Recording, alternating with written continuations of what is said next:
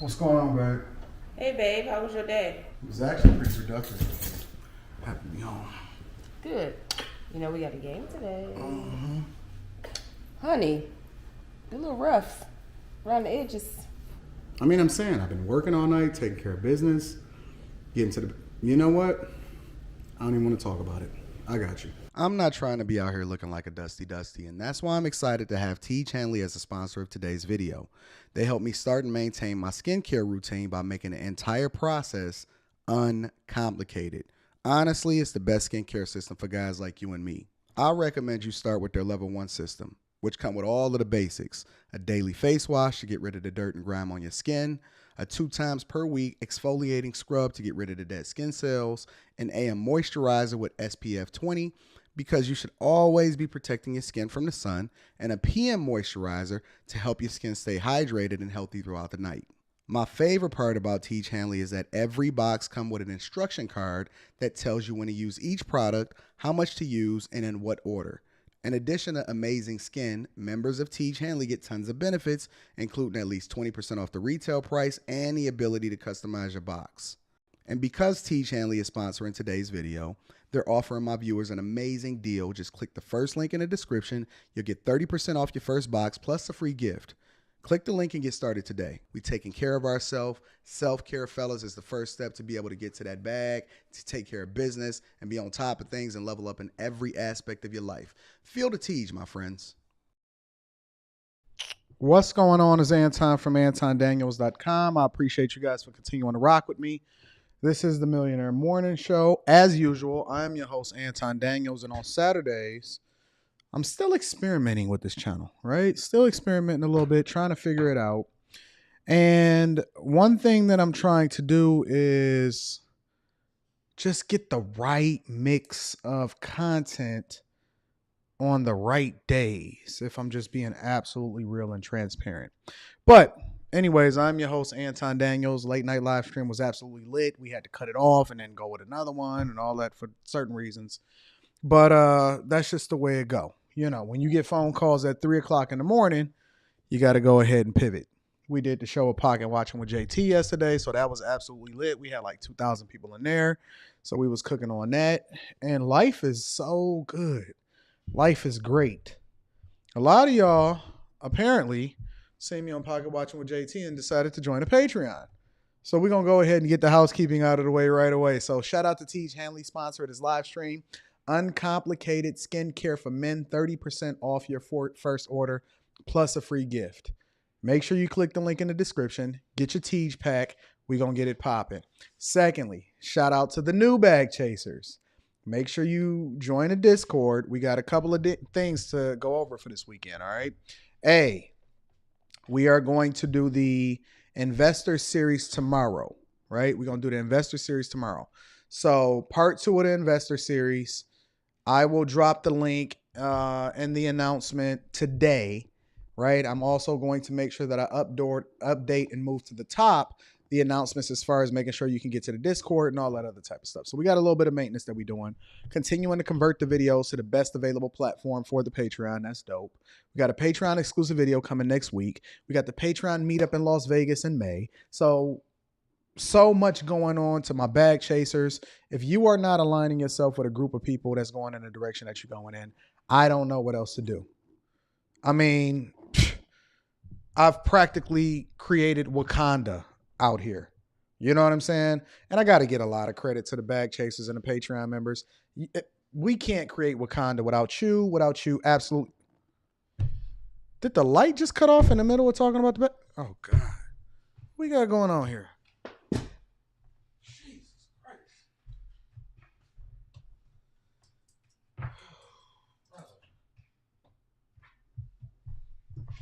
One thing about live stream.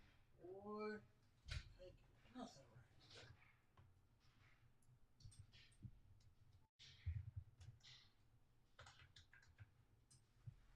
All right, let's see what we can do this again.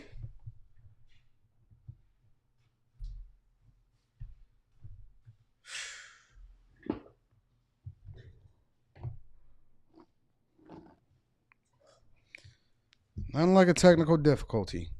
At least you know we really live streaming, huh? Anyways, again, thank you, bag chasers, for continuing to hold me down. I'm going to continue to hold you down by putting out that fire content and continuing to create the spaces for us to be able to have conversations, help each other grow, and thrive. Thrive. First tier is sold out. Seat at the table is sold out. The middle tier is still available for you guys, but I might make that limited also. We don't know. We know that it's April. We know that taxes is due on Monday. And so the price of the brick might go up along with it. But we're going to have that conversation later. Again, shout out to the bag chasers. Shout out to everybody that continue to get to the Monday. And then we're going to run the numbers up. But I got a special show for you guys today. The link to the Patreon is in the description as well as pinned to the top of the show. I have a special show for you guys today. Because I can't pay my light bill. I got a special show for you guys today. Again, I'm tinkering around with the platform. Saturdays, I try to do something a little bit different. A couple Saturdays ago, we had Jacqueline. She was on here where we went over my bank account and all that other type of stuff, right? Today, we have Nathan Daly here. Now, I learned about Nathan from the Lapeef network on Thursday. So this is kind of an extension of what happened on the Lapeef platform, and I'm going to fill you in, right? Let me tell you a little bit about Nathan. Nathan is the founder of the Blue Phoenix Initiative. He is a former police officer. Apparently, Nathan had a little bit of a run-in, right? Nathan was dragged after a routine stop, and I'm going to share that video with you guys, okay, prior to him coming up here, because I want you to get some idea of who Nathan is, right? But let me backtrack. A little bit before we start going into that. There was some conversation on the Lapeef network on Thursday. I'm playing catch up along with everybody else as far as finding out what was going on, all of the content, seeing who had what and what clashes, and I'm doing live streams and figuring out, building this plane as we fly it. And we're saying largely that we are more divided than ever. One thing that really stuck out as I started scrubbing through all of the content and figuring out what we're going to drop as clips and everything like that, one thing that stood out was Nathan. Nathan joined the panel and he had some very interesting things to say, in which I'm going to replay that video and then allow him to break down or respond exactly what it is that he said, because I thought what he said was interesting. He broke out a lot of different facts. He dispelled a bunch of myths, debunked a bunch of things, and I think that it's healthy conversation. And the thing that we don't like to have is uncomfortable conversations, because the only thing that matters, it seems, is that people only care about people that think the way that they do. They're not willing to grow. I've never had a problem with the police personally. Everybody keeps telling me to wait on it, Anton, it's coming for you.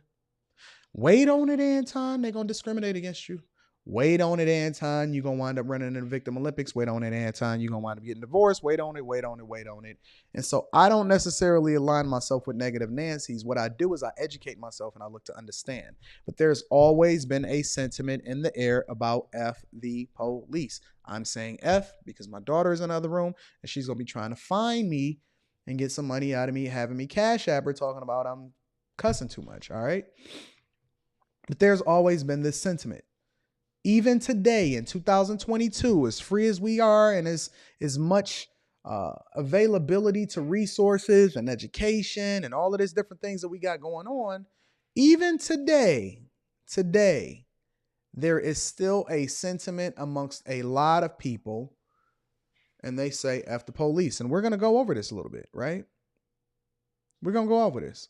I woke up this morning and I didn't know what I was going to talk about. I never do. Every single morning, I wake up with a blank slate. I go to sleep clean, and then I wake up, and then I mine through, and I see what the sentiment is in the air, and then I determine the direction that we're supposed to go in based off of insight, understanding, a little bit of prayer, and then sometimes I still don't get it, and I get that feedback. And I was sitting there, and Nathan was on a late night live stream, and they was talking about something specific. I said, hold on. Aren't you the... And then I started doing some research, because some things sparked my eye, and I said, you know what? We got to have a conversation.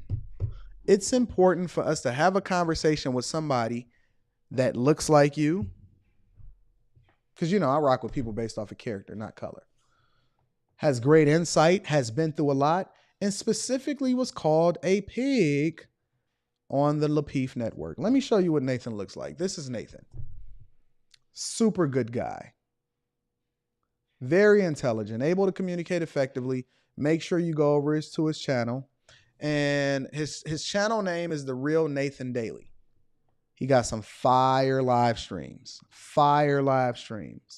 And again, you don't know who is who. So when these people come on a platform a lot of times, or they're giving their insight, I'm paying attention to what they say. I'm paying attention to their character, how they communicate effectively. And I am very intrigued because I believe that he can bring a lot of insight and a lot of information into these conversations. So let me just acknowledge the chat. I appreciate you guys for continuing to rock with me. Again, shout out to all of the bag chasers. Link is in the description as well as pinned to the top of the chat. And the one thing that we're going to do on Saturdays, right? And I want to do that this Saturday is I want to invite you guys into the conversation a little bit later on as we get more insight into who Nathan is. I want to invite you guys into the conversation and join in. If you disagree, let's have that conversation. Let's get uncomfortable. Have a little bit of civil discourse. If you agree, let's let that be known too, because the one thing that we don't do often enough is we don't extend the same level or same energy into the good things as the things that we complain about. So when people say, yo, Anton, I leveled up, I got a promotion, I did this, I had a kid, or some awesome things are happening, or I'm just awesome, I take a minute to acknowledge that, and we're not just going to skip past that. We're going to absolutely dive into that too. So without further ado, I want to welcome the one and only, the king of content, had fire live streams that I was researching and I was looking at. Let's bring up the homie Nathan. What's going on, Nathan? Hey, what's going on, brother? How you doing? Chilling, man. You are very, very patient with people. I seen you get called a name and you just laughed it off and was like, yo, it's cool. It's all right. I ain't even tripping about it. You maintained your composure. You was chilling. How you feel about that? What allows for you to be called and labeled without people even knowing who you are specifically? What allows for you to be able to deal with that at that level? To be honest, before I get into that, I just want to say thank you, and I appreciate you giving me the opportunity to come and speak on your channel, on your platform. Absolutely, So, my friend. definitely shout out to you. I appreciate that.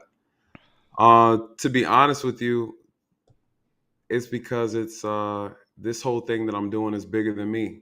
Mm-hmm. And so when certain things like that are said, I know that it's not coming from an attack against me personally. When people try to insult me or throw shade or disrespect, I know it's not about me more so as it's about someone's trauma, their history, their experience. Maybe they're something that they've heard other people go through when it comes to law enforcement, or just simply it's just the profession, right? So the attack is always against the profession. And so I'm well aware of that. And so because of that, I don't take it personal. And I know that people deep down inside always have a legitimate reason why they dislike the police or they have an issue with the profession. And I get it, and it's one of the things that I understood taking up that mantle, I guess you would say, in policing our people and our community. Interesting. You know what's so funny? I thought I was the only person that got hate as I continued to level up and look to educate people. But apparently, Nathan over here is getting it just like me. I want to share a couple videos, right? The first video, because a lot of people may not be familiar. Now, stop me if you don't want me to play it, because I don't know how you're affected by it. Was what happened to you specifically? All right, so I'm gonna share this video if you're cool with it. Absolutely. Let's break this down a little bit. So this is a routine Mr. stop. Simpson Hold hit on, the let me gas back it pedal, up a little and bit. Officer Let me Daly back was. it up. So this is you on the left-hand side of the driver's side, right? That's right. Walk me through this and tell me what the heck is happening right now. So I'll give you the basic, because it's still in the court process. Is it? Yeah. I didn't know that. Yeah, unfortunately, because of COVID, all the cases got pushed back. This happened August 1st, 2019, you guys. And it's went through federal. The feds already processed him. He got 8. Well, they gave him 10. They gave him 10 years for this? and he pled for 8 for the federal side of it. And then also, he's looking for the state. He's looking at like 30 to 40 years for attempted murder of a police officer. Sheesh. Yeah. So they And the haven't thing with even dealt this, with that aspect of it. They just dealt with it on the federal side. They didn't deal with it on the state side.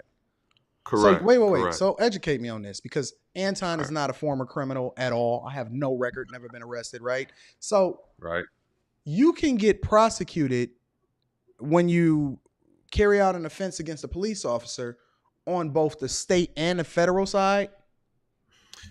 Yeah, it depends on your criminal history. It depends on what act you've actually committed. Um, I think this got a lot of federal attention because of his criminal history, a lot of gun offenses, Mm-hmm. and there were a lot of narcotics in this vehicle, No and wonder of he ran. course, right, and of course the actual act of attempted murder of a police officer, the aggravated assault of a police officer. Those are going to be state offenses, but he had several violations of gun charges, and I think yeah. So it got their attention definitely, especially um, I mean, the situation went viral. This video went viral, and it got a Yeah. lot of attention. What? So wait a minute. How long had you been on the force before we played this video? So I've been on the force for 13 years. Started back in 2006. At the time of this incident. Yeah. So at this time exactly was probably 12 years, 13 years, and it's the year after when I had to retire. Okay. And then your partner, it looks like I'm not sure how long your partner has been on the force. How long had your partner been on there? I believe he was on maybe about 5 years. I want to say Okay. 5, 6 years, and he was actually going on the other side to go pull the keys out of the car, and I ended up getting actually trapped. I couldn't pull myself out in time, and he pulled off while I was still trapped inside the vehicle. I All right. couldn't So get out. let me play this Mhm. video, and if you want to comment, or is it anything, or any additional insight that you want to add while this video is playing, you are more than welcome to. Because at the end, I also have the video of your response Okay. when you had the gown on, the hospital gown, and all that, and Okay. everything like that. So I want to play this because I think that not only does it give people some insight into who you are and what you've been through, but also it shows, I think, more of who you are from a character perspective after it happened. So I'm gonna go ahead Okay. and play this. So Mr. he's Simpson taking hit off. the gas pedal, and Officer Daly was trapped partially in the car, holding on as Mr. Simpson. So your fled partner towards hurry up Interstate and runs back to the car on the immediately. exit ramp to Correct. 285. Officer Daly's body struck another vehicle as And Mr. so if Simpson you passed pause it right vehicles that here, were so what he starts to do, because I'm hanging outside of the window, what happened was as I felt my body dragging, I had to jump up because I felt my body being pulled Yeah, I underneath. seen that. I seen you jump up Right, immediately, right here. right. Mr. Simpson. Is that instinct, pure instinct? Is that or is that Pure training? instinct. No, that's instincts. That's all. It was just everything happened so quickly. Everything happened so fast. My body just reacted. And so I hopped in. I started You must have holding been on to raised the in the hood, vehicle. bro. Nobody got instincts like that unless they raised in the hood, bro. No, it's not. It's one of those things where it's not your first rodeo, literally, right? I was out here car surfing, and so I How was were you holding on. trapped though? What, he rolled the window up or So something? the window was down. He had my arm. He Oh, had he my had arm. your arm? Oh, this Right. dude is just a pure savage. Yeah. He's savage, all right. Yeah, he had my arm. And Hit the so gas pedal, and Officer Daly was as trapped he's going partially down in the the entrance car, ramp, holding on. he starts ramming me against vehicles as he was going down. So But intentionally why? swinging the Why? It's not okay. If he lets you go, then that means that he can get away anyway. What is he? Why is he holding on to you? I don't understand. Well, so I think everything happened in a quick motion. I don't know what his thought process was, but in this moment right here, Jeez, as oh we see the video peas. going down, he's actually ramming me against vehicles as he's going down the ramp intentionally. So every time he drove by a car, he would snatch the vehicle to the left and slam me up against the vehicles that he was passing by, and then he That's slammed me up. crazy. Right. Yeah. Was you like, were you fearful, or did you have like a lot of adrenaline going through you? What the heck was Uh, going on? nah, I was talking to him. Really? Yeah, I know you wasn't talking to him in the voice that you talk to us in, because you just be Nah, calm all the time. I was talking to him just like this. And Seriously. yeah, it's all on the body cam. They're more likely gonna play it during court. But they haven't released the body camera footage because it hasn't gone to trial yet. But I was having a conversation with them, and the conversation was basically me just saying, hey man, you're free to go. Just slow the car down so I can let go. You know, and What kind he of was- yeah, insane animal is this? man, I'm blessed to be alive, man. How does your So this is you afterwards. Let me turn this up. Hold on. Oh, it does look as bad as it feels, Hold on. but Let me rewind And this. Officer Daly was trapped partially Let me see. We don't need to see this again. We don't want you reliving that. with over and Officer over. Daly's body in between. So this is you afterwards. right. All right, everyone. It does look as bad as it feels, but you know me, I will bounce back 10 times stronger. Little knick-knack. I love you guys. Thank you so much for your support. And I accept donations in the form of sweets, cookies, chocolate chip cookies, cupcakes with sprinkles, vanilla, or red velvet. How does all of the worst things happen to the best people, bro? Honestly, because you can just see and feel your spirit in that you are genuinely a good dude. How does all of the worst things happen to the best people? I don't understand that, bro. You smiling while you getting took into the ambulance. Yeah, man. One, I was high. I'll say that. I was high as a high as a kite because I was in so much pain. I had actually tore everything on my shoulder. I had damaged my lower back. I damaged my leg, my entire right side of my body. I had several lacerations on my face, and several stitches. Almost lost my left eye. The doctor was like, if I would have when I landed on the ground, I was unconscious when I hit the white van. And I don't know how long, to this day, I still don't know how long I was out. But they actually carried me from there and took me to the hospital because I think he rammed into maybe 4 other vehicles. Jesus He had the whole Christ. entire interstate shut down. So they had to put me in a police car and actually drive me to the hospital. And so the next day, though, when you talk about after all that medicine wore off, the swelling kicked in. Mm-hmm. Bro, you seen that movie Hitch with Will Smith? Yeah, when he was drinking the Benadryl. Yeah, man, that's how my face looked. You thought I got into the ring with Mike Tyson, and so it took a long time to recover, like a year and a half before I could actually. Matter of fact, the doctor just released me to start exercising. The end of last year. Prior to that, I couldn't really do much, so I was stuck. That's crazy. I believe I can't think of a profession in the United States of America. I mean, obviously, if you're working on some oil rig somewhere, some crazy in the middle of the Atlantic Ocean or something like that, I don't know. But I can't really think of a profession in the United States right off the top of my hand that's more dangerous than a police officer. Is that generally an accurate assessment? Because the one thing, like, we'll see killings, and then, matter of fact, let me get to some of these super chats real quick. Let me get to a couple. Right. Says, I was so proud of Logic, Rilla, and Nathan for checking that mess. Chaotic and Logic were telling factual and statistical facts, and the blacks got mad. Truth and facts don't care about your anger. That's from Duty, Honor, and Caffeine. Thank you for the super chat. And then let's get to one more really quickly. Actually, a couple more. Spaces, see, I got that right. Spaces says this dude was serving bars like fresh hot cakes on the peef, effed around and made me follow him. If he's a pig, I'm a pig. Oink oink mofo. Sending an email about important business decision I have to make. All right, Spaces, I appreciate you for the super chat. Shout out to you. And this old lady says, for your sweet tooth. Shout out to you. So let me flip this around a little quickly. I think that being a police officer is probably one of the most dangerous professions if not the most dangerous profession in the United States, because we see all of the videos of course, you're going to get the viral moment like what happened in Grand Rapids. I do want to get your Right. insight on that. So I got a clip of that video. I don't have the clip of I cut out the part where it was the actual shooting because I already did a review on that. But I do Okay. want to get your insight on a lot of different questions, such as stopping somebody while you by yourself and all of that other type of stuff, right? Okay. Is that a general sentiment that not only is being a police officer one of the most dangerous professions in the United States, but you guys have a high divorce rate, Hmm. a lot of different things that go along with that. Can you give me some insight into that? Yeah.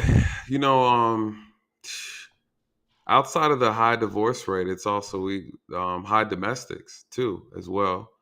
As an officer, our leading cause of death is actually suicide. Really? Yep. Wow, I didn't know that. Yeah, our leading cause of death is suicide. Every year, approximately like 56,000 officers are assaulted in the course of their duties. And out of those assaults, about 17,000 receive serious injuries from those assaults. So the profession is dangerous. It is, and I'm not saying that to discredit bad officers or the things that they do Of course that not. might be questioned, things like that. But just to bring some insight to it, it's difficult. It's very difficult, and people will be surprised we don't really get the support that people think we get. After my injury, there was a lot of red tape, dealing with insurance companies and things like that. Again, once the lights are off, it's just you, and you're left in your own mind and your own ability to recover on your own, right? So again, I didn't have issues getting any medical treatment or anything like that, but there's another layer to it. Your mental health, in a sense, is on you. Even though I got a chance to go to a therapist, I was having nightmares and things of that nature. I didn't feel as confident that I'd be able to come back and do the job at the level that I was doing it before. Mm-hmm. And then you go through the motions of trying to recover. You don't. I don't like today. I can look at myself. I don't look like I look the same, right? I still Yeah. see the injuries on my face. I could see that I'm not the same person from before. And so that it is. It takes a lot to recover when you're trying to pull yourself out the mud. And by the grace of God, I had friends, faith, and family. And I think during my recovery, actually, was going on. The COVID situation was a thing. The rioting and Mm. the protesting was Yeah. going Oh, no, on. no, no, So, no. Don't get ahead of yourself because I'm gonna all ask you right, about that. And all right, I know cool. it's some. I see what y'all got going on in the chat. I know y'all got a lot of questions, so I am gonna open up the panel. I do want to play a couple more videos, but I do want to ask you before I get to the video about what's happening in Grand Rapids. What made you want to be a police officer in the first place? Man, that's a great question. So I never wanted to be a police officer. Okay. Let me start with that. I do martial arts. That was something I was really into, still into it. And I'm also an artist. And so honestly, it was business that I wanted to go into. It's what I started going to school for initially. I went to international business and travel overseas because I'm a designer. I like to design and create things. Well, when I was after high school, I was working at the hospital, and I was introduced to law enforcement through officers who would constantly come to the ER, working cases and things like that. And I would constantly have conversations with them. And, I was a fanatic too. I loved watching the Law and Order type of shows and things like that. Of course, I watched Cops. I'm a I criminal enjoyed it. minds type of guy myself, bro. Yeah, yeah, I enjoy stuff like that. I'm just a really good thinker and a problem solver. So I was just fascinated. But I have a lot of people come up to me and say, "Hey, man, you'd be a really great officer. We could use some black officers in the community, man. You're good with people. You have a good heart, and we hear a lot of great things about you." I was like, "Nah, it's not for me because." I know it's kind of paramilitary, and I knew that's not my style. Like I love the military, I have a lot of respect for them. I just didn't feel like I had the ability to kind of to do that type of work. But man, they convinced me, kind of really hyped me up, and I started really thinking about it. And I was like, They why sold not? you on getting yourself dragged down the highway, huh? Man, Okay. yeah, right. All right. 13 years later, man, and I went into the academy because overall, I really love helping people. I like to serve people. In the hospital, I was basically like a servant. I helped serve and help people. I started off transporting patients in high school, and then I started working in the finance section of the ER with patients. And so I just really enjoyed it, man. I just really love helping people. And so when I got into it, I almost quit twice. Actually, I almost dropped out the academy twice. How long And is the academy? for Like me, how long does for it take me, in a general sense? well, my academy is different because every police department's time is different. Their academy is different. It's not Okay. consistent at all. Mine was 6 months. On average, it's about 3 months. Mine was 6 months, and I felt like it was too long. But then when I got out, I felt like it wasn't long enough, right? And so yeah, 6 months long. And after that, man, I hit the ground running, man. I loved it, enjoyed it. I think the joy of seeing people happy, being able to bring justice to victims who've been violated in different ways, and seeing their joy return or seeing people feel safe.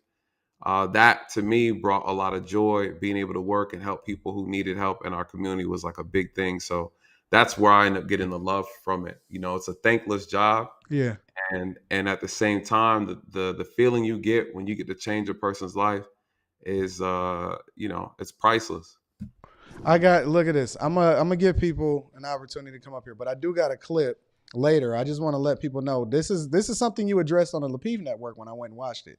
Cops were originated to be slave catchers. You dispelled that myth, but we're gonna get Yeah. into that, right? All One right. more thing that I want to ask you before we get into this Grand Rapids video, right? Do you ever regret it? Do you ever at any point sit back and think to yourself, I shouldn't even have never done this, or why do I even put up with this, or any of that? Do you ever does that mindset or does that thought ever come into your mind? After my accident, it did. I wanted to know why. One, I questioned at the moment why I was alive and why I was able to survive a situation like that. And I didn't understand. So for a while, I was doing a lot of prayer. I was really beating myself up for a good minute. Mm-hmm. And at the time, I looked at my life at the time and I said, man, I almost got taken up out of here. And there's a lot of things I travel a lot as something I do. I like to go overseas and travel. I have a dream of seeing the seven wonders of the world. So Mm. far, I've only seen two, and so my passion at that You'll get moment, I was there. like, man, yeah, oh yeah, yeah. My plan is to knock it out. But I looked in that moment that all the things that I had put on the back burner are things I said, hey, I'll do that 3 years from now. I'll take care of these things later. In that moment, I realized that life and tomorrow in itself is never promised. And so the things that you want to accomplish today, you need to be doing it today. And so I looked at the idea that I didn't have a chance to have kids yet, and I Yeah, could you're have not died you're in not that moment. married, kids, none of that. What's that about? No, How? yeah, let How me get how into is that, that possible? man. How We, wait a minute, wait a minute. As nice as yeah. you are a very cool dude. You chill. You don't seem like you have any problems having conversations with the ladies. How are you not have No, how old are you, Nate, if you don't mind me asking? 36. And ain't no chick tied you down and said and stole the condom out of the bathroom and I made don't sure know. that No, she I got didn't have to herself throw no pregnant. hot sauce in the condom. Nah, no hot sauce. No, it's different, man. It's difficult dating. The profession makes it a little difficult. I Women don't have like any men in issue. uniform. They do. They do. But the issue though is I'm very traditional. I was raised traditional. And it's hard to come across women who are traditional women these days in our community, unfortunately. And then not only that, making sure the values align and things like that. So I mean I date, I don't have any issues with that. But as far as that extra piece, yeah, it's been a little challenge, I'm not gonna lie. Um, and that was one of the issues that I had in the moment, thinking that, as I had more time, right? Like, hey, I'll have kids, when I get married, no rush, not a big deal. And then in this moment, I could have died, and I recognized that. So then I started contemplating the idea of, well, man, what if I did have kids? I would have left them without a father in that Yeah. moment, right? And then the idea is that, damn, if I didn't have kids, then I would have left this earth without a legacy. So that was a real difficult moment for me to kind of really contemplate the idea of, at least since I didn't have children, I wouldn't have been abandoning them if something happened. And so that piece was difficult, but it also woke me up to say, hey, tomorrow's never promised. I need to stop procrastinating this idea and assuming that I have more time than I think I have, right? Like, how arrogant of me to think that God is going to allow me to be here tomorrow, right? I got so many questions. All right, so wait a minute. All right, so let's back up for a minute because I do want to get into this video real quickly. All right. So let me pull this up on the screen, and we can go through this really quickly. Let me get to a couple of these super chats, and I'm gonna let y'all up in a little bit. E-Man Strong says, Officer Nathan, thank you for being a great example. We need you on the panel ASAP. We need more facts than feelings. Shout out to E-Man Strong. We got Andre Bell says, from one Leo to another, I salute you, Nathan. I salute you. You a Leo, Nathan? Yeah, Leo just stands for law enforcement officer. That's learned something new today. Appreciate it, All brother. right. It says, I wish I could cam up and talk to you, but I actually have a BJJ class this morning. Salute. So y'all talking above our heads right now. Yeah. Let me see. Hold on one second. All right, so let's get into this video really quickly. All right. I'm not gonna get to the shooting part, so I don't want to really play that. But I do want to kind of get some insight because a lot of us is just guessing and we playing Monday morning quarterback. But it's always great to have somebody that gives us a little bit more insight based off of what it is that, your own profession and your own experience, right? So I'm gonna play this video. Hey, stay in the car. He pulled him over. All right, before we even really deep dive into the video, right? He pulled him over. He's getting out the car before the dude even get out. My first question is, and this is the thing that I said when we were, first live streaming or whatever, right?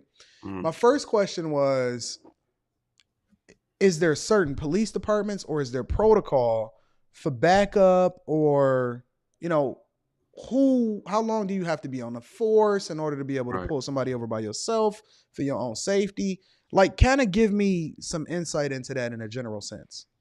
So I tell people all the time, the biggest problem with law enforcement is that there's no consistency nationwide. Every department is its own agency. They make their own rules as long as they're operating under the guidelines. Yep. That's the issue. The standards. So there is no baseline for.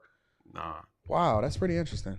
That's why the training, the way I describe it is the training of a department or the quality of the department matters. If you look at it equivalent to colleges, for example, you have a community college, you have a state college, you have a university level, and you have Ivy League, right? That's the equivalency of like a police department.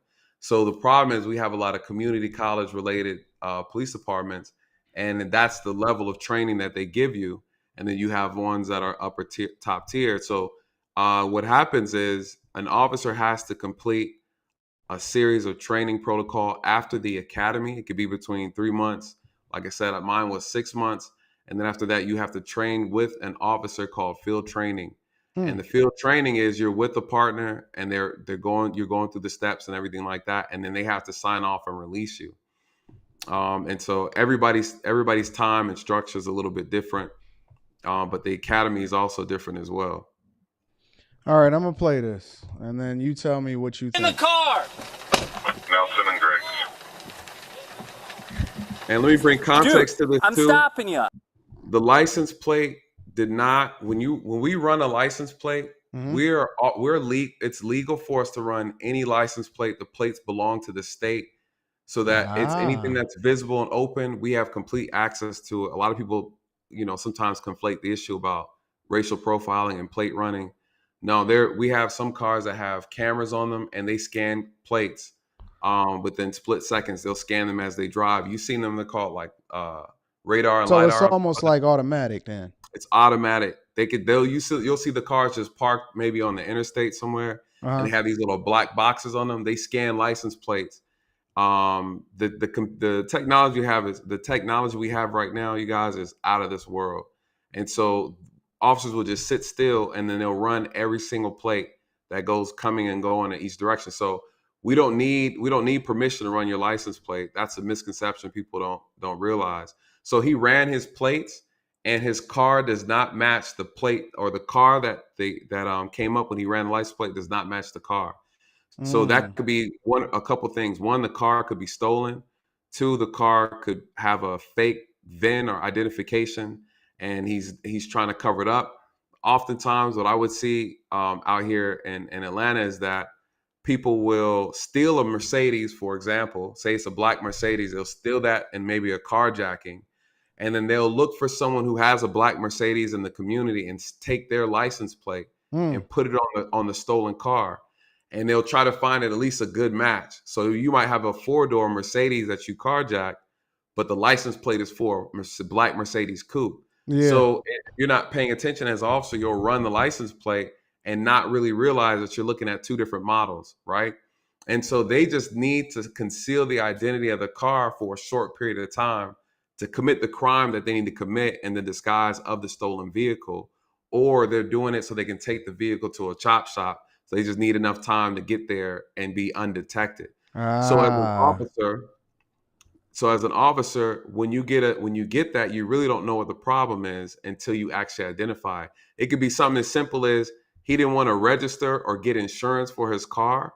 It could be something as simple as he just bought that Nissan and he used the license plate from his old car, and the data did not transfer over properly from the DMV in time. And so there is a couple issues. So officers have to respond appropriately. But if a person starts to do certain things or their behavior, like he got out the car, what does that mean? That's very suspicious. Yeah, that right there just increases of officers' concern about the level of danger or suspicion that he should have now. Now the officers at an elevated sense of suspicion now.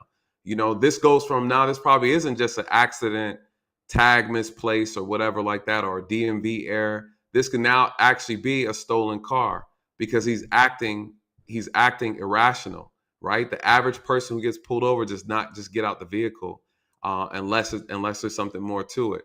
And so again, he's displaying a behavior that now is putting the officer on alert.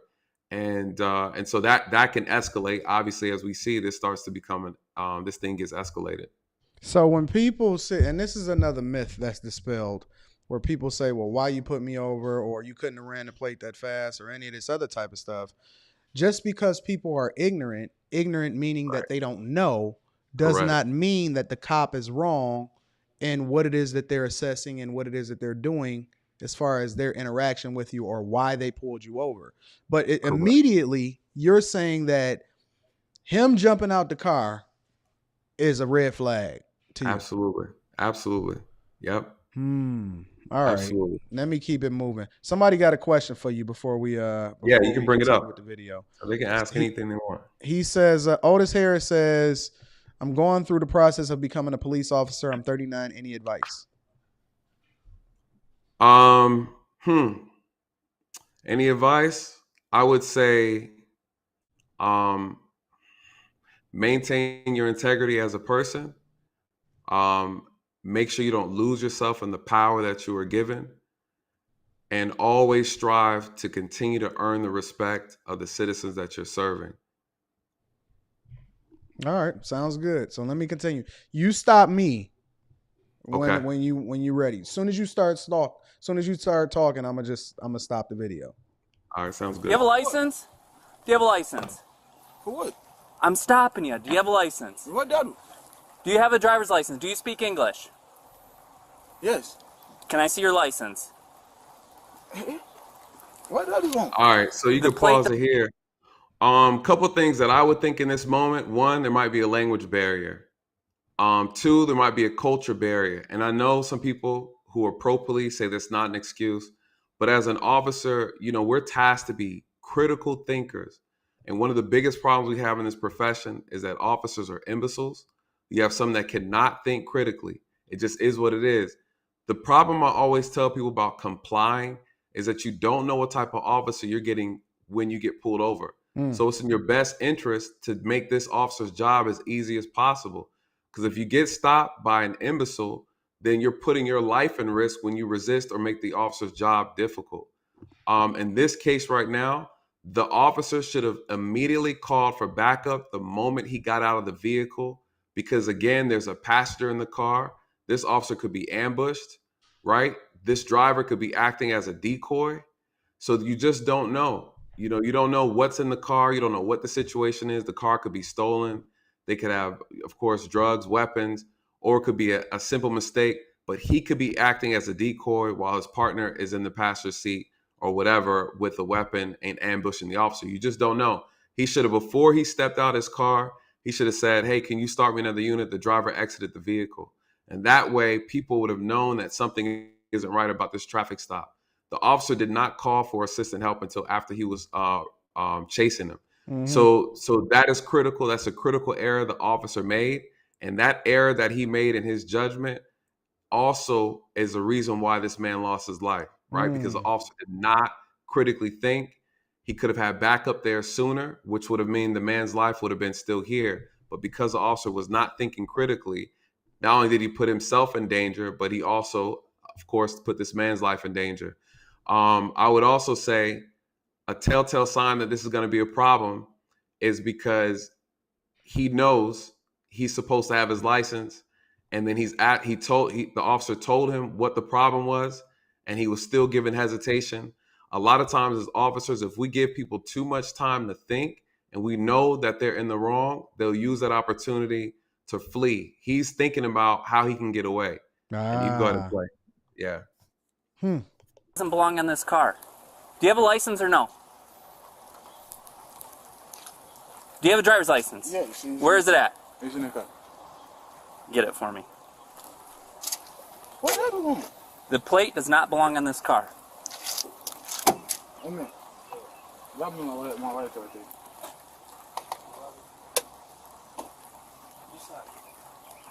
Right there. See, to me, just as a regular civilian, this is clear that the dude is just stalling and he don't Correct. have a license, in my opinion, right? I'm looking at Right. it like, nah, you ain't got Right. your junk on you. What you talking about? Tell your homie that. Who get in the car and what, they throw their license in a glove compartment or something like that? Exactly. This is a Exactly. clear red flag for me. Yeah. And what I'm looking at in this moment, on average, where does a man keep his license? In his wallet. So while we're talking, I'm analyzing his movements. I'm analyzing his body language. What I'm looking at, his chest is moving quickly, right? He's breathing hard. He's thinking, he's contemplating, he's weighing his options. I see he doesn't have a wallet in his pants, but I also see he does not have any weapons because I can see his drawers. So again, I'm looking at all of those things, right? As an officer, you have to be looking at all those things. Now, I also recognize he has somebody in the car. That's a potential threat. Yeah. So as an officer, I need to look at that as well. And then when you play this, I'm going to show you where the biggest problem is at. Okay.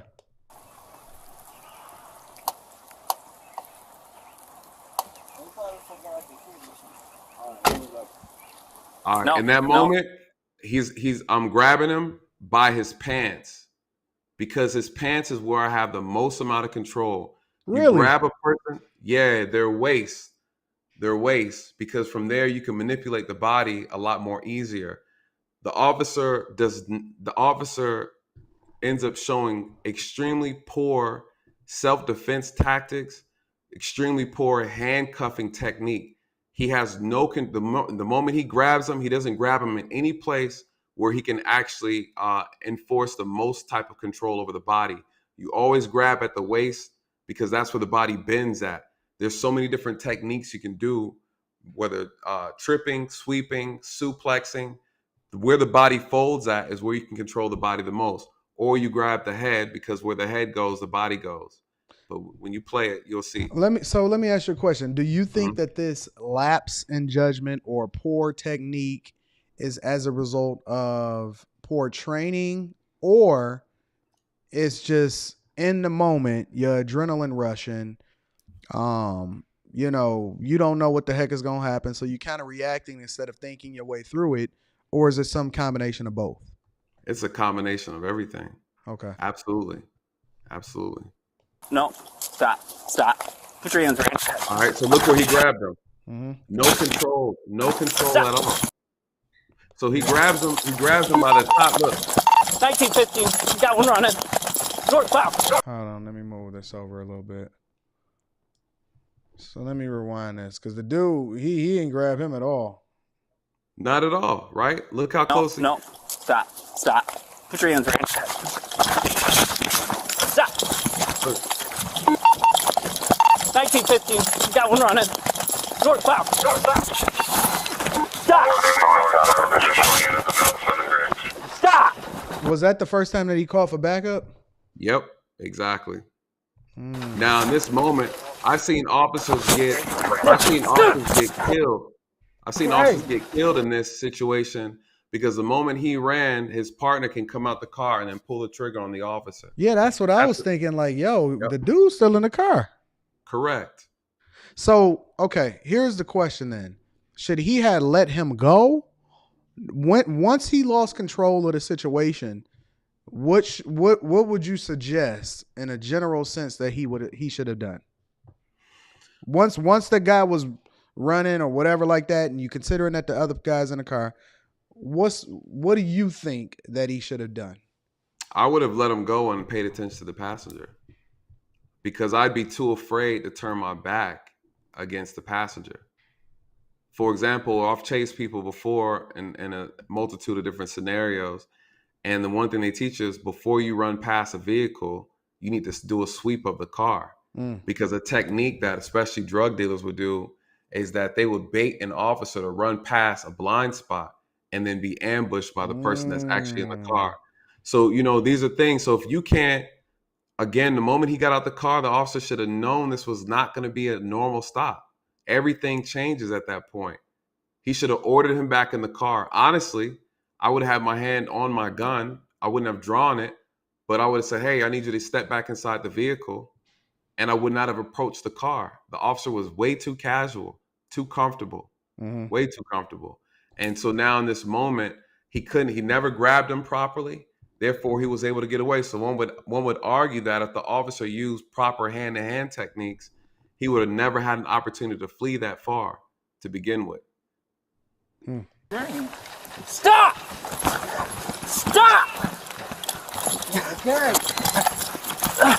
Get your hands behind your back! So now here's another thing. Now you have a bystander there. That man is, I believe he's African American, kind of tell by his voice. And the other guy that's getting out the car. And the guy that's getting out the car. This guy right here. He getting out the car too. Correct. So his friend's out the car. You have a gentleman there who lives there. I've had a couple situations where citizens have came to my assistance while trying to make an arrest. And I would tell them exactly what I need them to do. Hey, can you hold his legs down? Can you grab his other arm for me? And they will assist. Sometimes say, hey, officer, do you need any help? I'm like, yeah, can you do this? Can you do that? So I've had citizens help before. And then I've also seen citizens actually help the suspect get away. Really? Right? Yeah, I've seen cases where citizens have helped. There was a gun maybe or a weapon or some evidence. They go back and pick it up and hide it because they don't want the person to get in trouble by the police. Is that an offense where, let's just say, for example, you chasing somebody and you can assess that a citizen may have gotten in the way on purpose? Is that a crime that they can be charged with? Yeah, obstruction. Yeah, tampering with evidence. Yeah, it can be, absolutely. I appreciate you, Philip Sadiq. Thank you for the birthday love, bro. I love it. Thank you so much. Let me continue with the video. Stop me whenever you want me to. So, perfect example. We go back to go back a little bit. Your back. Right here, the problem is this is a perfect example of an officer that lacks any type of defensive tactical skills, no hand-to-hand combat skills. He doesn't know what he's doing, no joint manipulations, no arm bar, no nothing. He has no tools. This is like looking at someone who's uneducated, right? So Anton, to you, you're a businessman. That's like someone saying, "Here, Anton, here's $1 million. What are you going to do with it?" Right? If you give someone else $1 million, they blow it. Yeah. This officer has no education on how to properly handle a person in a self-defense situation like this. And here's the thing. You're going to see this gentleman. He's going to get up off the ground with the officer on his back without any problems. And granted, we call this active resistance, right? Active resistance, correction, passive resistance, where at this point, he's not assaulting the officer. He's just simply he's just not listening. So this officer, he need him a couple times and he's not complying at all, not with the officer's orders or instructions. He is not free to leave. When you're pulled over by the police, you're not free to get up and run around and do what you want to do, you guys. According to the law, you are detained. If the officer has a legal reason to stop you, you cannot get up and move around. At this point, he is actively resisting arrest. And when you do that, the Pandora's box is open, and then you have given the officer free will over to decide how he wants to handle this situation. Put your hands on your back.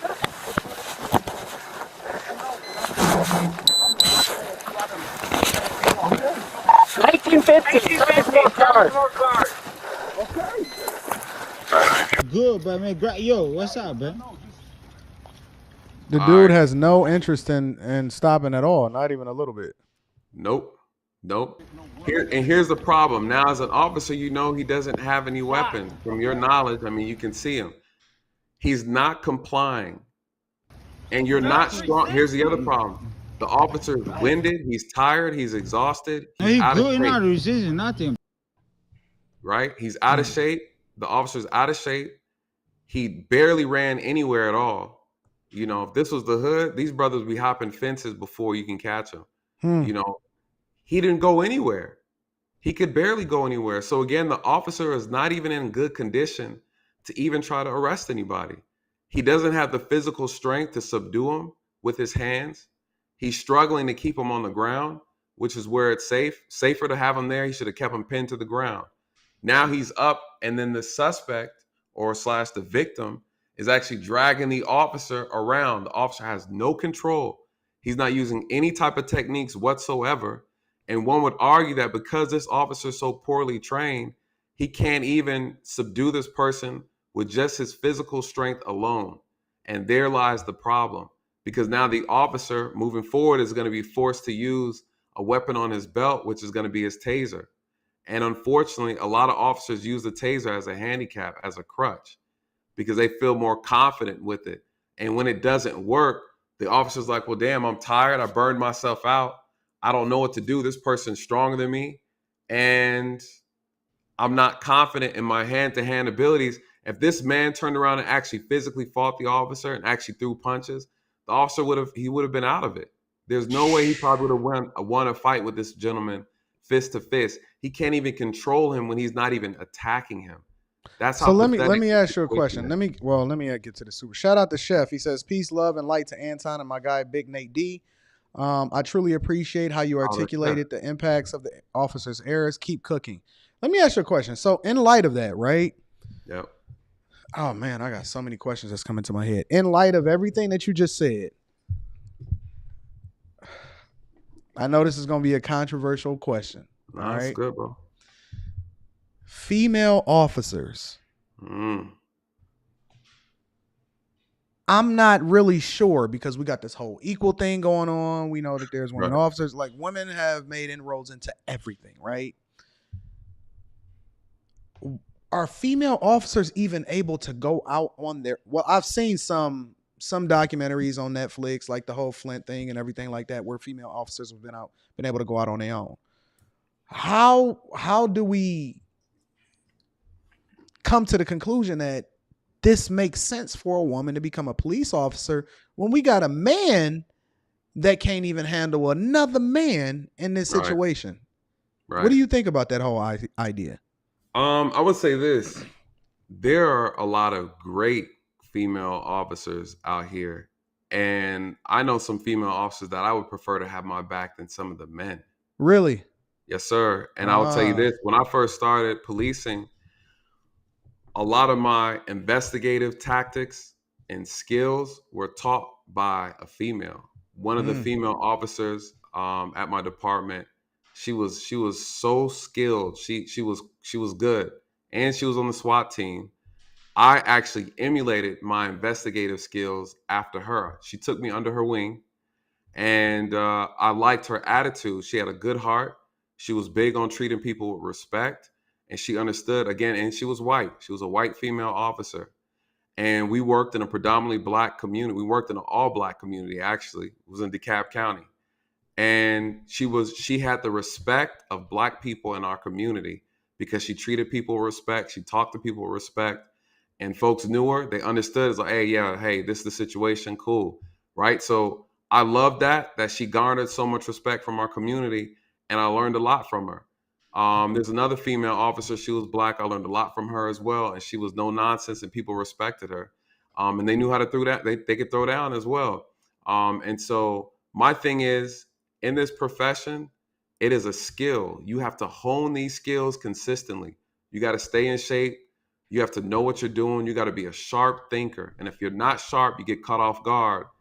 It can cost you your life, or it can cost someone else their life, or it can put you in prison as an officer. An honest mistake as an officer can land you behind bars.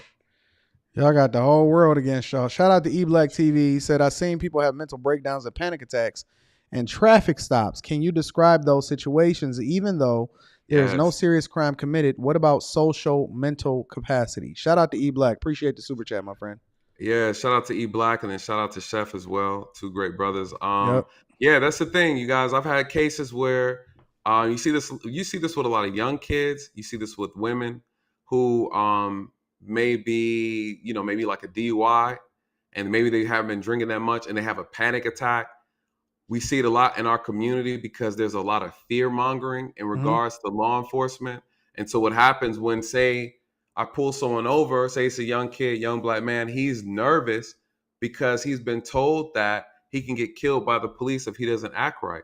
So when I'm having a conversation, I say, hey man, it's cool. Your license is suspended. It's not that serious. But when it's time to put the handcuffs on, they get nervous. They get scared. They're like, hey, I really don't want to go. Is there anything we do?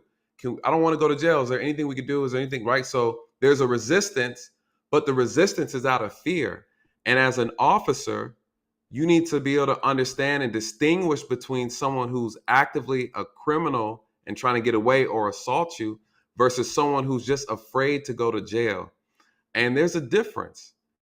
And so that can be handled with talking to somebody respectfully. Hey man, just relax. Listen, we'll figure this out. And not going overboard. The problem is a lot of times that I've seen is officers don't know how to distinguish. They don't know how to de-escalate. They don't know how to communicate. And if you're dealing with someone that you can't relate with, then it's hard for you to see and understand why someone feels the way they feel about a police encounter, which is why I always advocate. I'm an advocate for us doing this job more often and not discouraging our people from doing this job, i.e. insulting other black officers or assaulting people who want to be officers that are black because we need more representation because it does matter. It does matter. Yeah, So I heard you speak on that on the Lapeef Network. I'm gonna play that clip too in a second. Right. But let me say this. Let me get to one more super chat. Rakeem says, when you don't listen, bad things are bound to happen. I've seen so many people get chewed up by the K9 unit because they chose to run. Shaking my head. Yo, make sure. Let me say this before we continue with this video. Make sure you guys head over to Nathan Daly's channel. I did tag him in the not the description, but the title of this video. Make sure y'all subscribe to his channel. He got a lot of fire content. I believe that we need to make sure that we're well-rounded and that we're getting perspectives on different things from people that actually add value into the conversation and into our lives. And I'm a heavy advocate for Nathan. I went and checked out his channel. He's dope. The Real Nathan Daly. Make sure y'all subscribe to his channel. It's super duper dope. So I just wanted to take a time out to say that. Make sure y'all subscribe. Y'all subscribe to the channel. Hit a like for the algorithm because we cooking up over here. And then last but not least, make sure you subscribe to the Patreon. That link is in the description of the video. One more super chat. It's a good one. We got Alex Tyson says, ask the officer, what does he think about mandatory martial arts training at the academy like jiu-jitsu or judo? Absolutely necessary. It is so necessary. When we see police departments overseas, like in Europe and Japan is a good one as well, where these officers don't carry guns. A lot of them don't carry guns. And a lot of their biggest offenses is knives, right? Because they're not. A lot of these countries don't have a lot of guns in them, so they're dealing with people who are wielding knives and stabbing. So these officers know really good hand-to-hand tactics, and they're able to disarm people. Here in America, we're not trained at all how to deal with that. We shoot for everything, absolutely everything. And that's a problem, right? That's a problem because there's no actual real skill that some of these officers have when it comes to defensive tactics. Martial arts training is needed. Our training needs to be on par with the military when it comes to hand-to-hand combat and self-defense. Absolutely. And the best way to do that, to incorporate that, because there's no time for us to train, because you guys, they run us around the clock. So what needs to happen, unfortunately, is the military has more downtime. This is what I was telling about Logic. I said they have more downtime to train more often. They PT every day in the morning. Some of these officers stop exercising, a couple months after the academy, and they blow up, right? And you wonder why. Hey, how's this officer so big? Yeah, I be seeing them guys, and they be looking like they ate 80 donuts in a day. Yeah, and how this guy is small and he's out of shape. There's no reason why he's out of shape and panting like that. He didn't do any work, right? What did he do? In the hood, these brothers will run you around a block before you can catch them. You gotta earn the hand. You gotta earn them to get the handcuffs on them, and they'll tell you that. It's like, bro, I'll go to jail if you can catch me. Tell you how many brothers told me that. So this issue here is officers work around the clock. But they have officers, 70% of the 911 calls that police officers go to, we really don't need to be going to, right? People's alarm, loud music, your dog barking, your kid don't want to go to school, mental health calls and things of that nature. We're talking about 70% of 911 calls, police officers should not be. We should be utilizing the police for the most dangerous offenses or calls possible. Eliminate police contact with citizens as much as possible. So that next time when you see officers, it's a bad situation. I think that we need to have non-police officers do traffic stops and give tickets, and not police officers, right? So these are some of the reform ideas that I have. And if the officers are not doing all these things, they have more time to train. I think if officers working 4 days out the week, one of those days needs to be dedicated to training consistently, where they come in, they PT, they go through the physical training every week. And then also a day needs to be done volunteering in the community that they're serving, not in uniform. And they need to be actively in the community serving and earning the respect of the people that they're actually policing. When are you running for office, bro? Why do everybody say that? I'm just wondering because we'll get to that in a minute. We'll get to it. All right. So let me play a little bit more of this.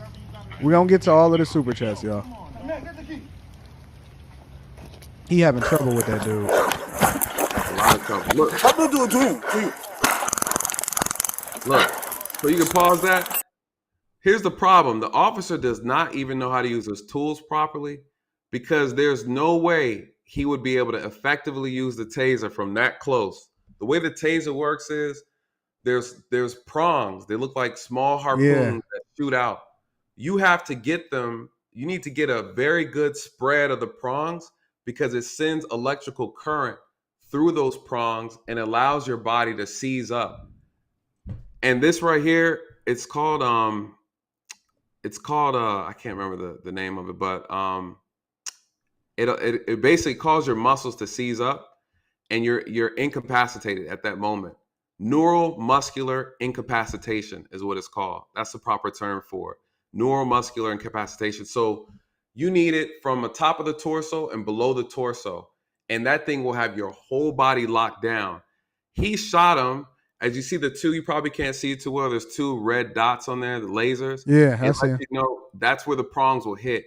It would not be effective. Not only did he pull the trigger and it didn't shoot him at all, it was a waste. It was a complete waste. Again, the guy, he's so close that he was able to grab the taser from him. The other issue is the clothing is so thick, his sweater. The harpoons or the prongs probably won't even penetrate that sweater. It's so thick. So is that why it looked like he's trying to hold up his shirt so that they can hit him? I think so. Because again, he's not running away. It's more so, to me, he's looking like, hey, please don't shoot me with that, right? Like there's some sort of either, I don't know if it's a psych, maybe a mental health thing. Maybe he's kind of like, he's just delirious. This dude is like a ninja. It's like he grabbed the the taser as soon as he went to go shoot it. Embarrassing, man. It's embarrassing. And if Look you at this. haven't, He grabbed it right when he did it. yep. Let me see this. What do you do to him? To you? That officer is struggling. He's struggling. And he breathing hard. Yep. The officer's struggling, man. What's the problem? Let go of him.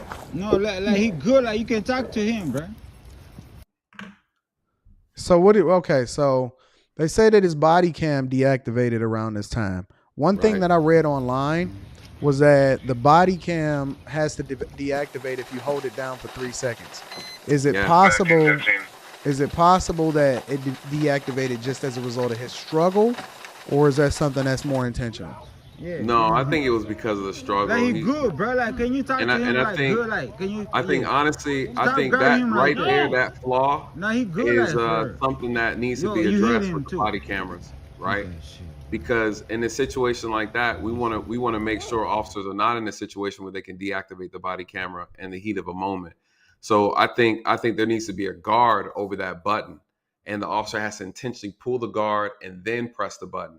But I believe that there needs to be a covering over the body camera button to make sure that this situation doesn't happen.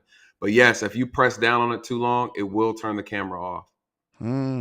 Okay. So that's true. Yeah, I'm gonna end it there because I don't want to look at the other part. You know what I'm saying? right. That's not necessary. I got one more video, and then I'm dropping a link in the chat while we're looking at this video. I'm gonna let this play for a second because this is your sentiment And I just believe that if we're going to be educating our people, during the Lapeef Let's Talk show. all right, let's do So it. let me read a couple of these super chats really quickly. All right. Lincoln Ward says, "Is it standard practice for departments to have standing PT requirements once you're hired?" Nope. Hmm. Make that make sense, right? There's no requirement. Matter of fact, my department actually tried to implement. Check this out. My police department tried to implement a incentive to where if you stay in shape and you can redo the obstacle course that you initially did when you got hired, they would give you like a bonus that year. There was something as an incentive they were trying to do every year. Well, there are some people who were lazy and didn't want to do it, and they were mad, so they sued the police department because they felt like it was Really? discriminating. Yep. Hmm. Trying to force me to stay in shape. And if I can't stay in shape, I don't get the bonus. They sued and they won. And so they Wow. couldn't do it. So again, the rules, right? The rules end up choking us at the end of the day. Snuggles, I'm gonna drop the link. I got you. Thank you for the 2-ball. Q Ali says this is a phenomenal interview. I know I'm good at this. I'm good at this YouTube thing. I'm telling y'all, I'm Good taking question. over the world. Joe Bazaar Adventures Stone Ocean says Anton is lying. Police rarely go to jail. Huh? Police rarely go to jail. Fact, police, when you look up the numbers, police is not the most dangerous job. Stick to money management. You don't have the integrity or intelligence to really. Well, thank you for paying $10 for that. I appreciate you. And what is that? A Decepticon that you got on your profile? Oh, that's a Gundam. Yeah, shout out to the anime lovers out here. That's a Gundam. And thank you for subscribing because he had to subscribe in order to be able to contribute and even say that. So thank you. I appreciate you. Dre Blanco says we need more black officers in the black community to reduce encounters with white officers. I heard you Facts. speak on that. Don't speak on that yet because you said that on this Lapeef clip too. Shout out to my boy Ken from the Thinking Man's podcast. He could be exhausted because of an adrenaline dump. It seems he's never been in this position. I wonder, is it officers that's never actually been in the position to have to subdue a suspect or something like that? Yeah, it's possible. Yeah, it's very possible. You have officers that hide from real police work, and then they accidentally get caught up in one, and then they're forced to actually have to do the job. And then it's like anything. It's fun. It's fun to be a cop until you actually have to do something, right? Anybody can do the job. It's all fun and games till you really have to do the work. And so that's what ends up happening to a lot of officers, like a Kim Potter situation. Oh, I don't know how I confused my gun from my taser. I've been doing this for 20 years. Just because, again, I tell people the length of time you've been doing this profession time does not equate to quality. Time does not equate to wisdom. You know, you got a lot of old folks who think they smart, right? Mm-hmm. Like, so at the end of the day, just because she's been or someone's been doing this job for a long time, it's more so show me your experience, show me the things that you've accomplished, right? If you've been a businessman, you know, for 20 years, but then again, you never sold no product, then what did you really gain from that? What did you really go through to have experience? And law enforcement's the same way. If all you've done is wrote tickets for the past 10 years, and then you finally get in a situation where you got to be in a shootout and you don't know how to conduct yourself in that situation, then you're not going to do that well. You know, Mm. so it's very practical. Practical application matters in this job. Let me get one more super chat. You got a question. My girl Randy. Shout out to Randy. Randy says, good morning, gentlemen. Mr. Daly, do you agree with people who say social worker, psychologists, or psychologists should be on standby with officers to help de-escalate a situation? No, I think they need to be used for mental health crisis issues. I think being on call is fine, but you know, who's going to foot the bill for that? I would say that we need those other social programs to step up because we do a lot of their jobs that they don't want to do. And I think once we kind of balance it out and the police get rid of a lot of the other responsibilities that belong to other social programs and other professions, I think we'll start seeing things look different. And then the pressure will be put on them to solve the problem, because policing has become the dumping ground for society's issues, because it's easy to blame us and not blame that social worker or that mental health worker, right? Or that family court person or those counselors that need to go in these homes and address some of these issues, right? So it's easy to blame it on police. And again, we should be used for things that require a hammer, not things that require a scalpel at the end of the day. Yep. Okay. I'm going to play a little bit of this from the Lapeef Network. And I just believe that if we're going to be educating our people on facts and truth, we need to make sure we have the accurate information, and we need to make sure we have a proper discussion about it. Since this channel, Lapeef's channel, is a very powerful channel, you know, it commands the attention of a lot of our people in our community. And if we're going to talk about information regarding the Black community in reference to police relations, deaths, we need to have accurate information. And so everything that I heard her say was grossly inaccurate. And I think He it's was something already that needs getting to be pushback discussed over here, Nathan. I mean, we could talk about it one at a time because there's a lot of information. If you want to start with one section, we can pick it apart. What was something that you heard? Because I mean, there was a lot of stuff that was said. That was actual facts. So I know this isn't my channel, but you guys, to be honest and be completely honest, I'm very transparent. It's very impossible to have a conversation with people arguing and going back and forth. So if someone's talking, I just ask that if I'm up here, let's all just be respectful, because we can't educate anybody if we're going back and forth and cutting people off. All right. When we have these discussions and these conversations, emotions need to be out of it. I can show you guys where to find the information, how to look it up yourself, CDC, FBI facts. But but honestly, guys, we cannot have this conversation with people and their emotions, because it's a difficult conversation to have. Yeah, it's a lot. There was a couple things she talked about. I think I heard something about slave patrols, that policing started from slave patrol. Mm-hmm. That's not true at all. That's absolutely not true. I challenge everybody to do their own research. It's not true. Slave patrolling actually started in the South. Policing already existed in the North. It had nothing to do with that. When the South learned how to police, it was already taking place in the North. The first police departments were New York and Boston and Chicago after that. And then as policing went to the South, the slave patrols, who were actually slave patrols, they were people who volunteered to catch slaves. When their police departments formed, the slave patrols signed up to be police officers. That's the origin. All right. I have a video on my channel. I have the receipts under the video, and you can do your own research. In reference to, I believe someone said something about the homicides in the Black community. Chaotic said 3% of black men. No, black men make up approximately 6% of the black community. We are about 13.5% of the population. When it talks about violent crimes, black men commit the most of the violent offenses in this country. We commit almost half of the violent offenses in this country. Who commits the most crime in general? That's White what I said. people. Yep. White people are 60% of the population. They commit the most crimes. Blacks commit approximately 50% of the violent offenses. We kill each other approximately 7,500 homicides on average a year committed by black people. White people kill themselves approximately a year, 4,000, and they're 60%. I think Six said something about proximity. Proximity is irrelevant. Proximity has nothing to do with the amount of crime that black people commit against themselves. It's far too high. We're only 13%. So I don't know why people say that, and I don't know why people say disproportionate, because crime is about crime, and the effect of crime and policing has everything to do with behavior. So again, we have to be very mindful when we throw these numbers out. In reference to that, I know there's a lot of stuff said. There's just a lot of information.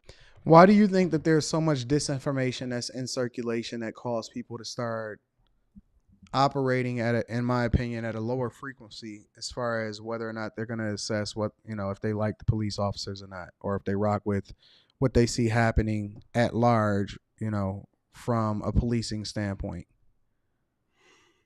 Why is there so much disinformation? Yeah. Why do people, because it seems like, I guess the real question is, where are people getting this information from that's false, that you then just easily debunked, that it seems like they have access to the same information that you have access to? Like, it's not like you get a special almanac or something like that because you're a police officer. It seems like they can do their own research and find out for themselves, but they choose to embrace this information.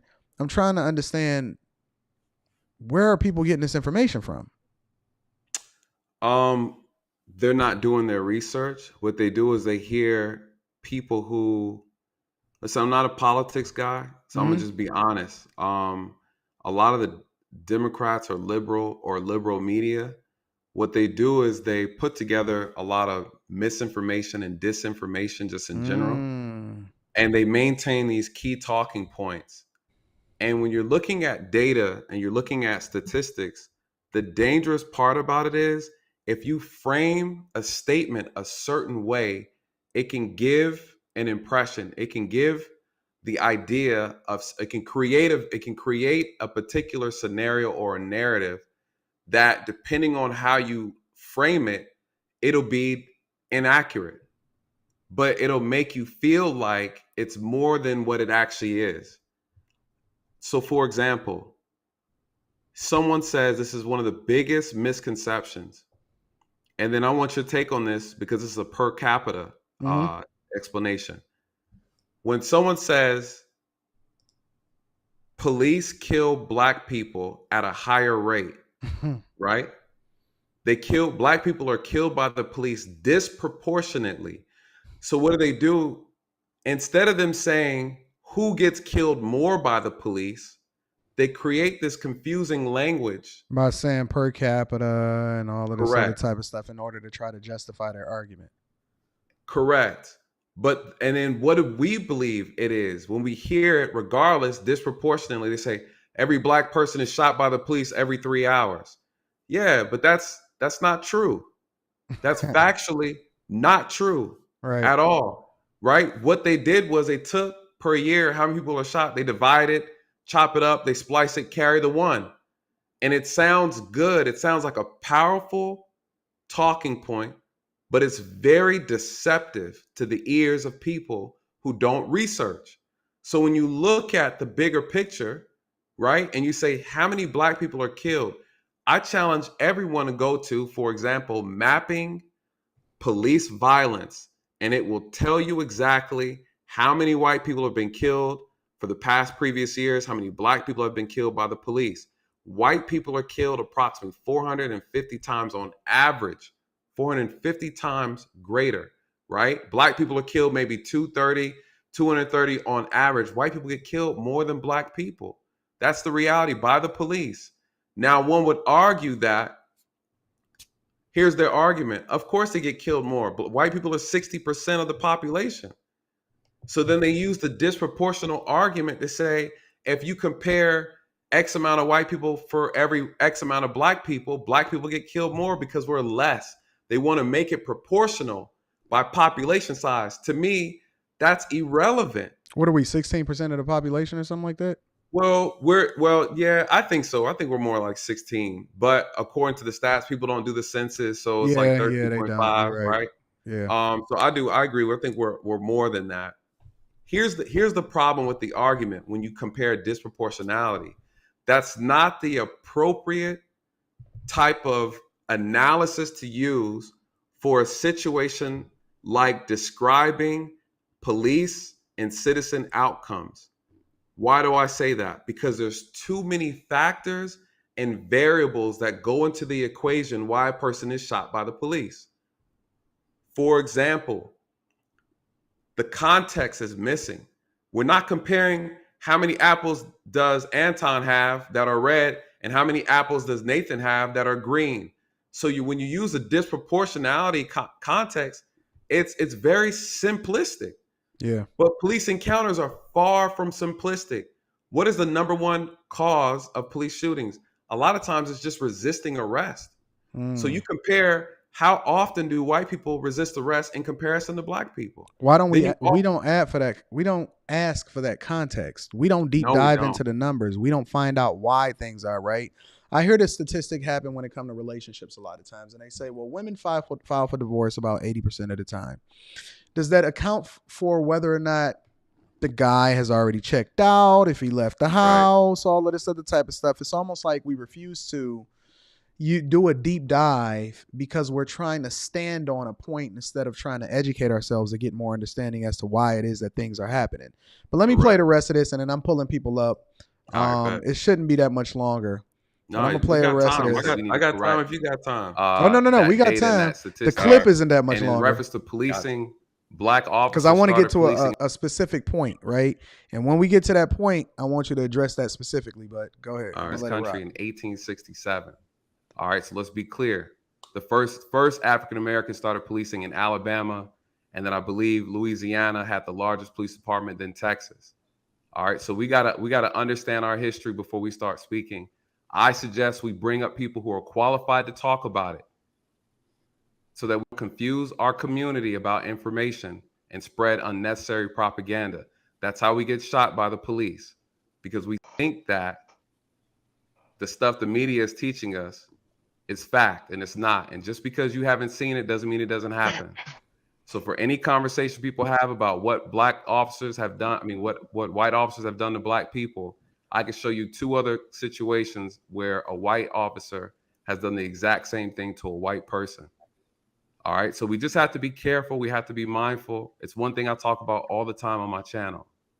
So if anybody has any questions, I can answer anything directly. Question, Nathan. Do you think that there are racist practices in the criminal justice system? Absolutely. Okay, I was just checking. Yeah, the problem is. But see, this is an example. I don't even want you to comment. This is an example, right? Because it's like, oh, okay, yeah, I'm just checking, right? But then what busts a bubble is the context that you add after you answer the question, because they thought you were just going to stop there. But I'm going to play this out. Correct. The problem is there's racist people everywhere. And white people are 60% of the population. Black people are 13%. We don't even have our hands in businesses and professions that we should have our hands in. So the more that we don't step up and actually put ourselves in position of power, we're basically saying we're allowing white people to do the job for us. I get insulted. I get dragged. They call me names. They call me a sellout. They call me a slave catcher. They call me an Uncle Tom for being a police officer. I know black men and women who will be great police officers that want to patrol our community, but choose not to do it because they feel like they're going to be ridiculed and disrespected by their own people. So again, we have 700,000 police officers that patrol this country of 350 million people, right? And on top of that, 700,000, there's 12% of them are African American. So again, we don't have enough black people who do this job or want to do it. Fear of retaliation, right? We glorify our gang members. We glorify our drug dealers. We do not glorify the positive things in our community. So nobody wants to do the job. I think we got like 40 seconds. If we're not present. I got a question. I want to add this point, Rilla. Check this out. In the chat right now, they call him a pig, right? Wow. And so, wait, let me get to this. Let me take this shit off. That's what he is. All right, Wow. you a pig? Wait, hold on. He good. I got it. You a pig? And you a dumbass nigga.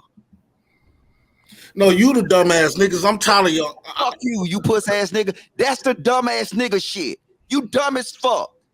This man do what your sorry ass couldn't do. And well, you 12 with him then. Fucking pig. You a 12 with him then. So we're gonna stop it there. I'm gonna bring everybody up. All right, so let's do it like this. Let's go here. Hold on. Hey, I'm having problems adding y'all. All right, we got that. We there. We're gonna go there. So, all right. This is the thing that I want. Let me read some of these super chats and get some of these out of the way. And then I want everybody to be able to join in on the conversation. Matt Armstrong says, shout out to Anton for coming up with this on the fly. I literally just came up with this in the morning. I wake up. I'll just listen and then I'll just follow my heart and then whatever happens, happens. Rakeem Berserker says skills are a lot like muscles. If you don't use them regularly, then eventually you won't have them. Shout out to Rakeem for the $5 Super Bowl. And everybody for the super chats. B says 6 went in on all of you non-FBA on her channel. I don't even know what FBA means. So Foundational Black American.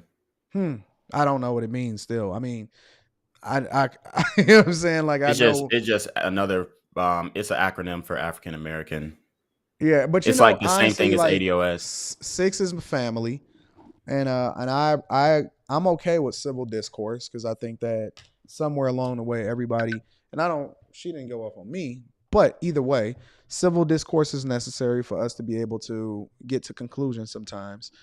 And so I try not to censor anybody as long as they're not disrespectful. And so I'm not going to have any disrespect here because I absolutely love police officers. I think that Nathan is awesome and I appreciate him for coming up here today. But absolutely. Let me, you was able to really keep your calm and your cool despite being called what it is that you was called. What is that like? And then I want everybody else popcorn style. We just going to have a conversation. You guys can say what it is that you want to say. We're going to go from there. What is that like? Are you the first time it started happening versus now, all of that? What is that like for you? I will say over the past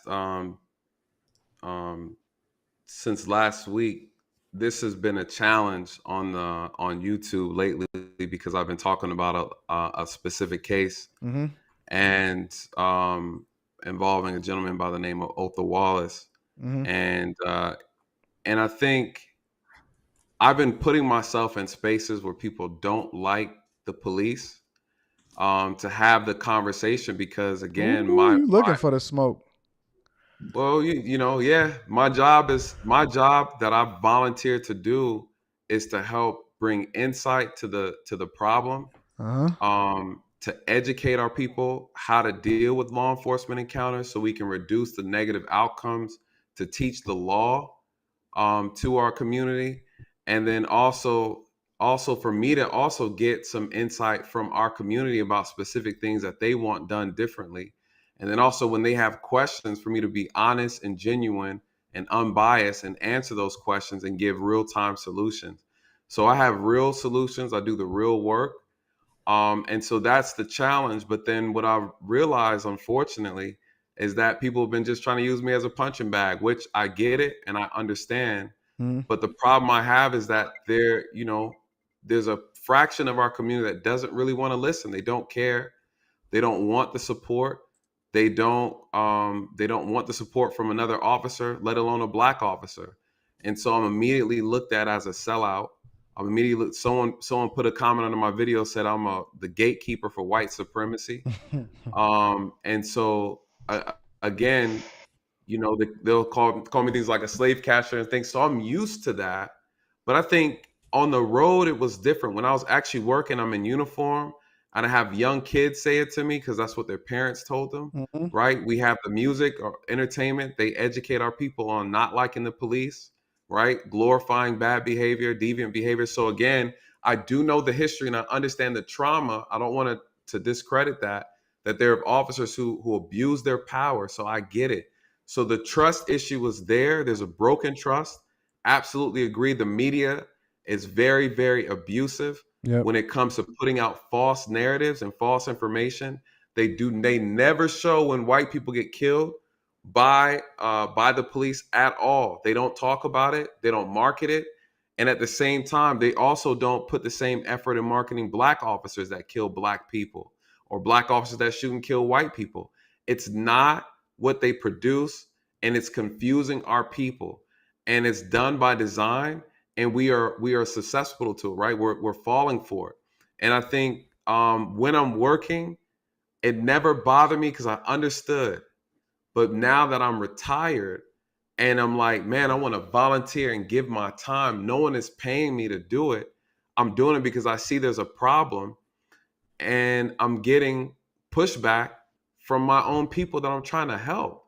And so in a moment last week, man, it was really hurtful because I was just like, man, it's hard doing YouTube. It's not easy. Oh, no. They think that you get off of here and that everything is cool. And just because you got the camera in front of you that you're supposed to take it all. They don't think that you're a real person at all. Man, I don't know let me tell you something. It's a lot of work. Oh, I know. Right. You know, I know. I put myself in the bullseye. I put myself right in the middle of the crosshair every single day. Every day. It's a lot. And it's what people don't understand is me doing this can get me hurt. Yeah. Right?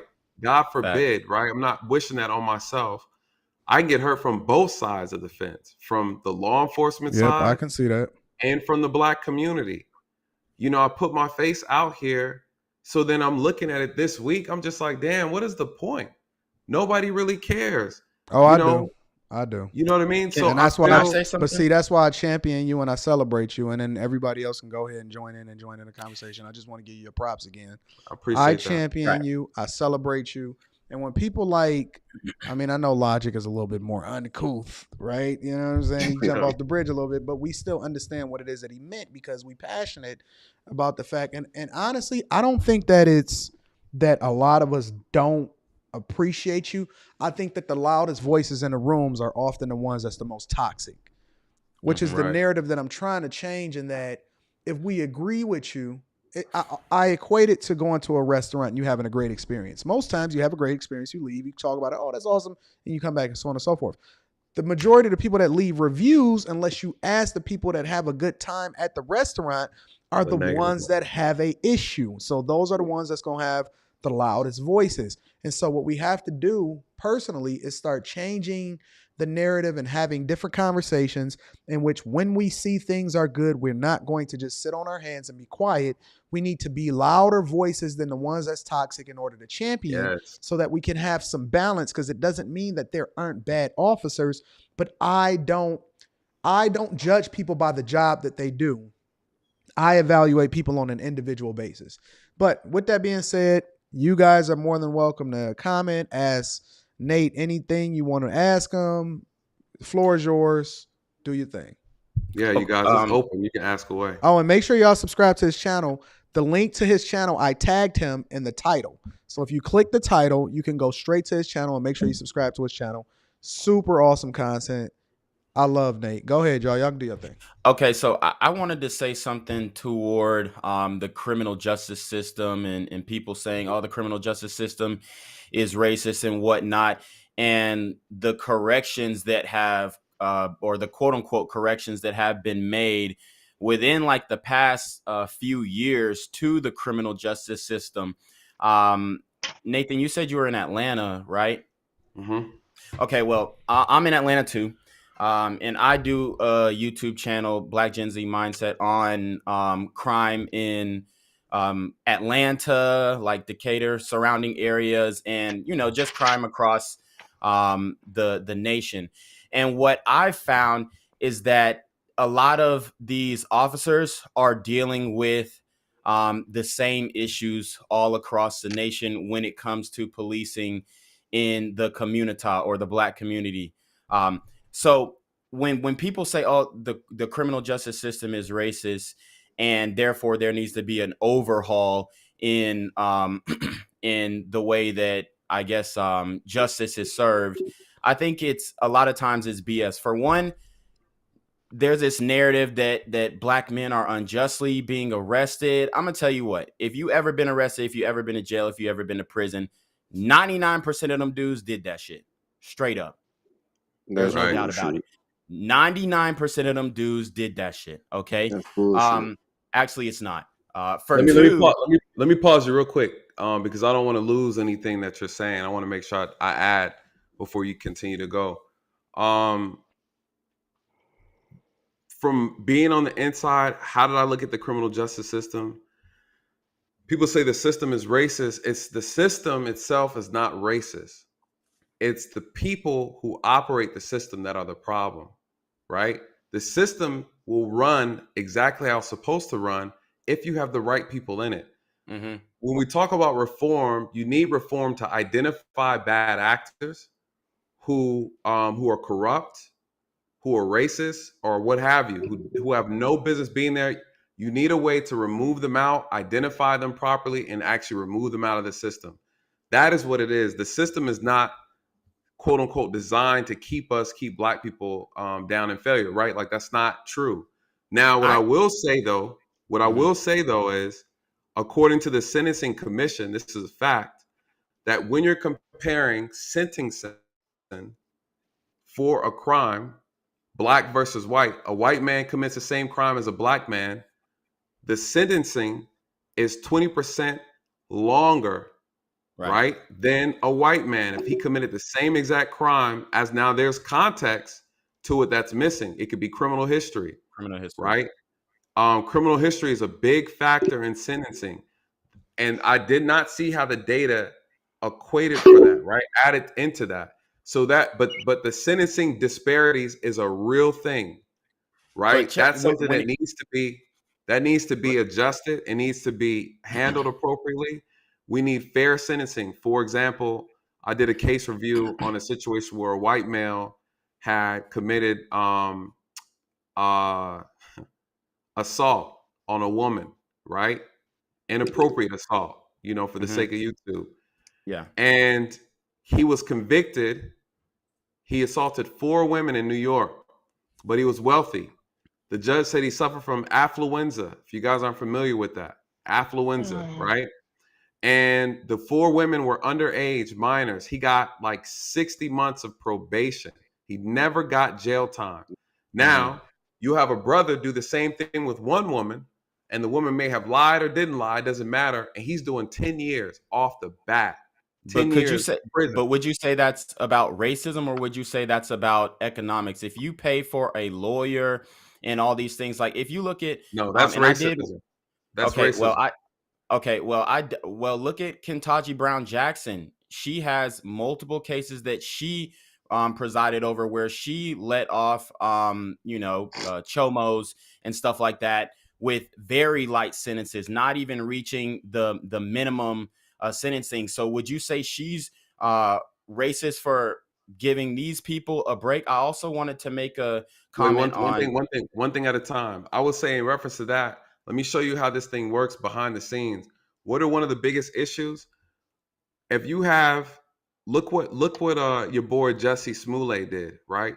What did he have that you don't have? You're not a celebrity. You don't have money. You don't have influence, and you don't have power. He's Black. He's gay. He's part of the LGBT community, and he's half Jewish. This brother is a triple minority with money.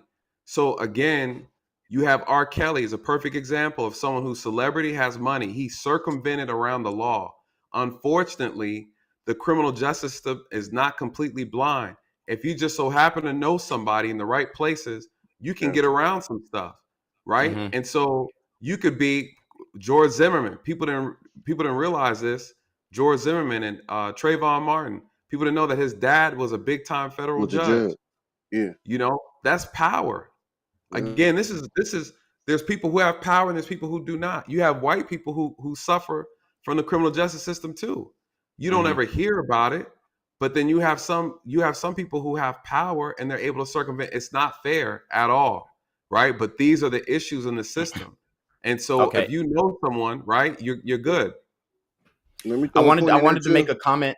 I wanted to make a comment about the system. Let me throw a point in there right quick. Go ahead. Hold on one second. The reason why I wasn't I said able to what finish I said. my point. Anyways, go All ahead. right, go ahead, bro. You've been talking all the time. Go ahead. We're not going nowhere, y'all. Like, we got time. Go ahead. All right, cool. Well, I wanted to make a point because I do a lot of these stories, and a lot of the issue is that we talk about the racist criminal justice system, and I think that it's racist in a different way, okay? We have these policies like bail reform, no cash bail, all of these sweeping reformations that have recently happened and now have the streets on fire. If you're in Atlanta, you'll see that basically this is what Andre Dickens said, the mayor of Atlanta now, who came after Keisha Lance Bottoms. He says that there are about 1,000 people who are repeat offenders who are committing a bulk of the crime in Atlanta. So these guys are getting arrested by the police, meaning the police are doing their job. They're going to court, and then these soft on crime DAs and prosecutors are letting them back out to get back on the street, violent offenders, and terrorize the community. And they're also letting more people out because of the pandemic. So these are negative effects that affect the Black community, because when these violent offenders get arrested and the cops are doing their job in arresting these people, the courts just throw them back in the streets. And this is not just Atlanta. You see this in New Orleans. You see this in LA. You see it in Dallas. You see it in New York. You see it in Portland. You see it in every major city. Hold on. You see it in every major city where there is Democratic leadership. So, so let me speak on that. You said it, Democratic leadership, right? These are predominantly Black cities, right? Democratic leadership. Now, again, I'm not a politics guy, but these are the policies in these cities that Democrats are pushing out. Why are they pushing that out? Because we want criminal justice reform, and we believe that reform should be done in the eyes of releasing people out, right? People need to be out early. They need to, listen, I've worked cases where a gentleman has robbed somebody, attempted to shoot them, and I'm taking them to their first appearance in front of the judge, and they tell the judge that they're an outstanding citizen. This was an honest mistake, right? And hey, I'm a dad. I work. I have a job. I'm in school. Can you please release me on bail? You right? And so again, they convince the judge, and the judge's like, yeah, all right, we'll give you an opportunity to bond out. They give them bond. So you're absolutely correct.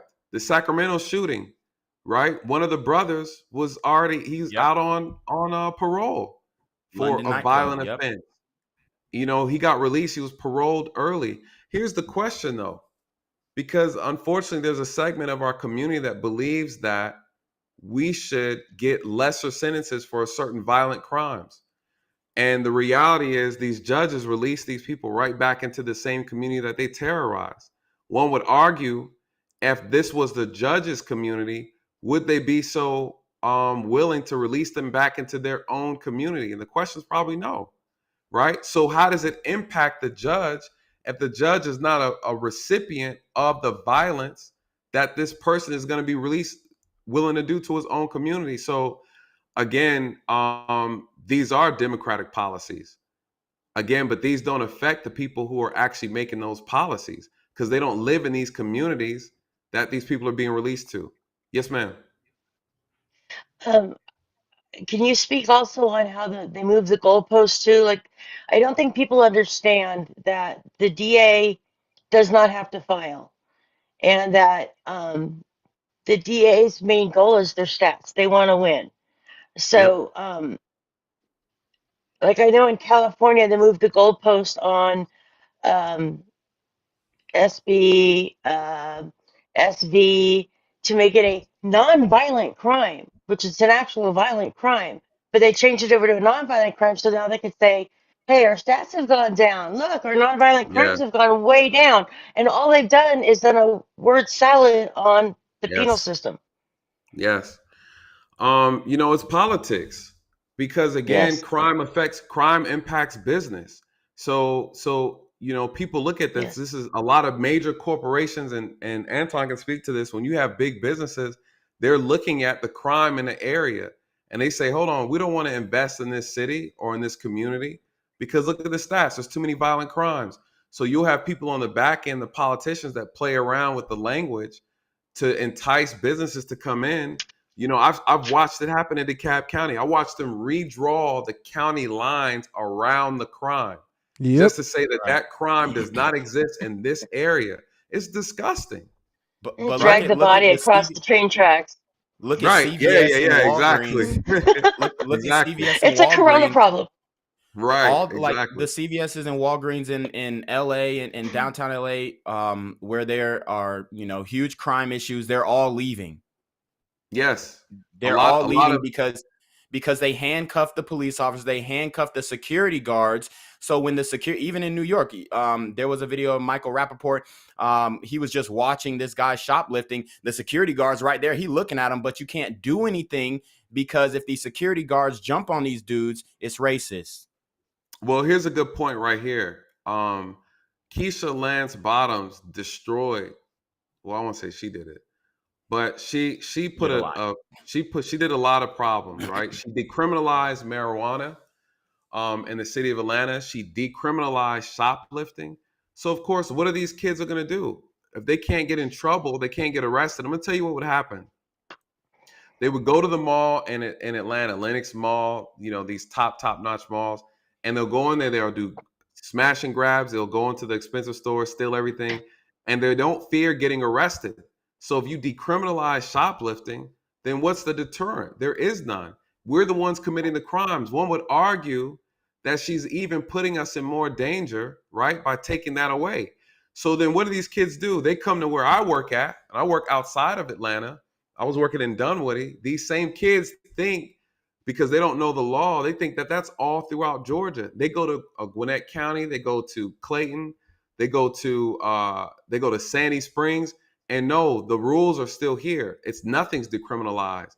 So then you take that same mentality that Atlanta allowed you to have, and you go into another city, another jurisdiction, and commit a same crime, but now you're committing a felony because you took maybe 2 Gucci bags, and that's a felony. Right. And so you steal 1 pair of shoes, that's a felony. And so now you're 17 years old with a felony because you shoplifted 1 pair of shoes and you forgot that the border of Atlanta stopped 2 miles down. Now you're a 17-year-old man or woman in jail for a felony and no one's dropping that charge. So we end up putting ourselves in these uncompromising positions because we get too comfortable with these politicians who are removing accountability and responsibility off of us. They say, hey, there's too many black people being arrested for these crimes, instead of saying there's too many black people committing these crimes. Right. How about we talk to the parents? How about we talk to the kids and get them not to do the behavior instead of taking away the actual penalty for committing the offense in the first place? Right. Why do we get coddled as a community? I don't understand that. As if we're not intelligent enough to know from right from wrong. They disrespect us when they make statements like that, right? So again, black people are doing this disproportionately. They're committing more marijuana offenses. Well, marijuana is still illegal in Georgia, right? You can't shoplift in Georgia. You can't break into people's homes in Georgia. Why are black kids given a pass to commit crime? You guys, I don't understand it. These are the politicians making these policies here in Georgia. Hold on, let me get to some of these super chats. Okay. Michael Richardson says, Anton, I grew up in Detroit from 1967, 67 riots to 1986. The police in Detroit was always crooked, killed drug dealers and stole their money. Incidents not even recorded. I'm guessing that's what he was saying. Very true. Yeah, that is true. Very true. Let me get to a few more. My boy Thingamans Podcast Ken says, who codes and determines the offense/charge once a suspect is arrested? Oh, that's a good one. He said, I "What? mean, Who determines the charge once the suspects get arrested? the laws are The already When on officer the you're does. probable books. cause, Nathan. The laws are Yeah, already on the books, so whatever they're charged with, they're charged with. The problem is the judges are Yeah, using their own but they discretion don't. to let these people out. But you still, if I'm not mistaken, so correct me if I'm wrong. They still have. They can determine what if they want to hit you with this charge or they want to hit you with that correct. charge, though, right? Yeah, or Correct. they can lessen the charge. That the one thing that Keisha Lance Bottoms did as well is she removed the mandate that people had to come to their court dates for misdemeanor charges. So now 85% of the people who have a misdemeanor in Atlanta, and this is current, I just did a story on this 2 days ago. 85% of the people are not showing up to their court dates. Of course. And now the city council, they're saying, oh, we need to change this law. And this, like, how could you be so stupid to pass a law in the first place? Hold on. Let me get to some more. If you Let me get to a remove the couple more. mandate to come to your... Let me get to a couple more. Nat says, Nat, bro, was good. Please explain why it's important to have people that look like us policing our community. Yeah, shout out to Dre. That's the homie right there. We went to the police academy together. Ah. He works for the DA's office now, and again, that's a brother working in the DA's office. So when we talk about what does he get to see, he gets to make sure people are getting charged appropriately that look like him. He gets to make sure that it's consistent and equitable across the board, right? If you're not in the room, guess what? You don't have a voice, you know? And again, that's important. And it's just to keep everybody honest.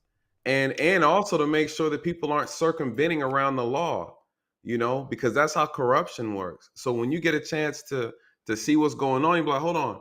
When you're a fair person and you have integrity, that's what we need in this profession. That's what we need all throughout the criminal justice system. People who have integrity. Your skin color shouldn't matter at all. Do you have the heart for the job? Are you doing the right things? Period. So it does matter when you have representation. It matters a lot, you guys. It says, shout out to Nathan. People will chew on the lies but won't swallow the truth. Well said last night from Mac Armstrong. We got Dre again. Dre Blanco says, I disagree. Just because the officer made the arrest doesn't mean they did their job. You have to complete a thorough investigation, then present a sound case with the district attorney's office. Thank you. Dude, most officers are not investigators. There's a difference between an officer who is patrolling and doing their job by making the arrest and an investigator, a homicide investigator or a theft investigator. There's a difference. So just the officer did his job by making the arrest. It's the investigator's job to follow up and substantiate the charges that were filed on that suspect. So to say that the officer is not doing his job, bro, he made the arrest. Even if they substantiate the charge, the judge still has the discretion to say, you know what, we're going to let you out on a low bail and give you a court date in 2025. Most of these people's court dates are being pushed back. So a lot of these violent criminals who are getting arrested, they're like, oh, there ain't no consequences until 2025, so I can get back on the streets on supervised release. Look at Chicago. There are 150 murder suspects in the streets of Chicago right now on supervised release with an ankle monitor. Tell me they're not going to murder again. Same thing in LA. Shout out to Gail at night. Hold on, we're going to get to it. And let me get one more in here. One more, then we're going to get back to cooking. Omar Smith says the judge determines charges which carries over to trial.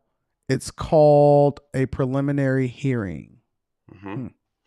So let me dive into what he said, and then Tommy, I want to get your thoughts. Here's the challenge as an officer. As an officer, we are the backbone of the criminal justice system. If the officer who makes initial contact and starts the investigation, if the officer does a poor job, everything is done and out the window.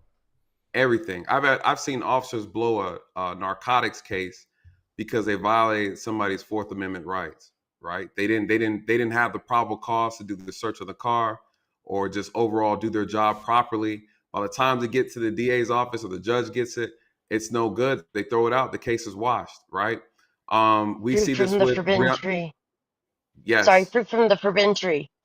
The fruit, Sorry. fruit from a poisonous tree. So what Right. happens? And you got it, tongue twister. Sorry. So an example of that would be the Breonna Taylor case, right? Those who don't know, the investigator, what did the investigator do? He actually lied on the warrant, the search warrant for the judge, and gave it to the judge. What did he lie about? He lied about the connection of the package that arrived at Breonna Taylor's house and tried to connect it to her ex-boyfriend, who was the actual drug dealer. Why they do that? Because they assumed she had the stash house where the money is going to be at. So they wanted a search warrant for her place, even though it had nothing to do with the raid and the arrest of the actual drug, the actual drug dealers themselves.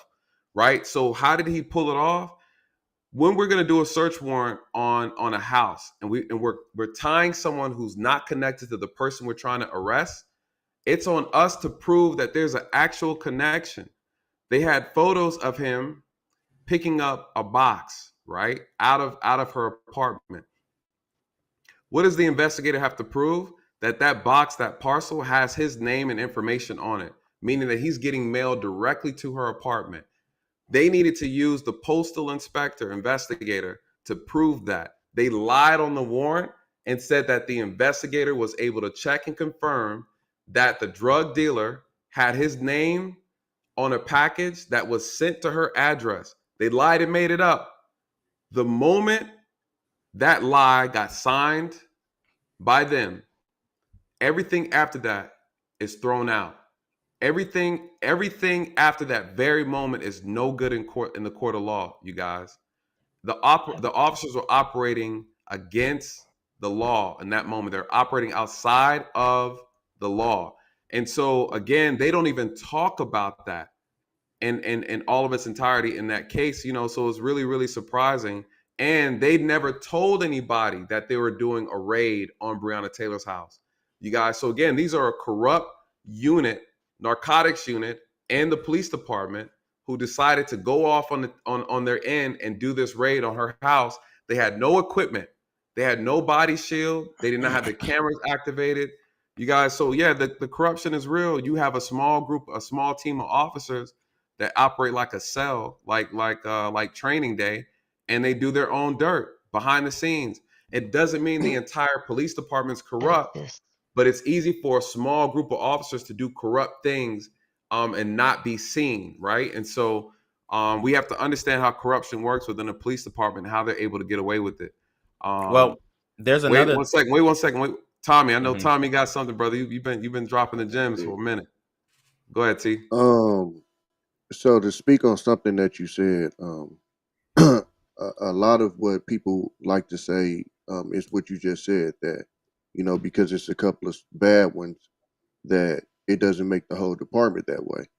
Correct. My pushback on that would be, I would agree with you, but statements like what you just made, and I heard another officer say this, it was one of the shootings, I can't remember, he was on I believe it was Power 105 in New York, and he was talking about how he couldn't even give his name, because had he gave his name, after giving the opinion that he gave, I'm gonna drop you down really trouble. Quickly, okay? I'm gonna bring you back up later. So when you make a statement and you say that, I could face consequences from both sides, for me, if I was gonna make an argument and say that the majority of officers are good, there would be no consequence for you on their side, because they're good. And what you're putting out there is good and fair.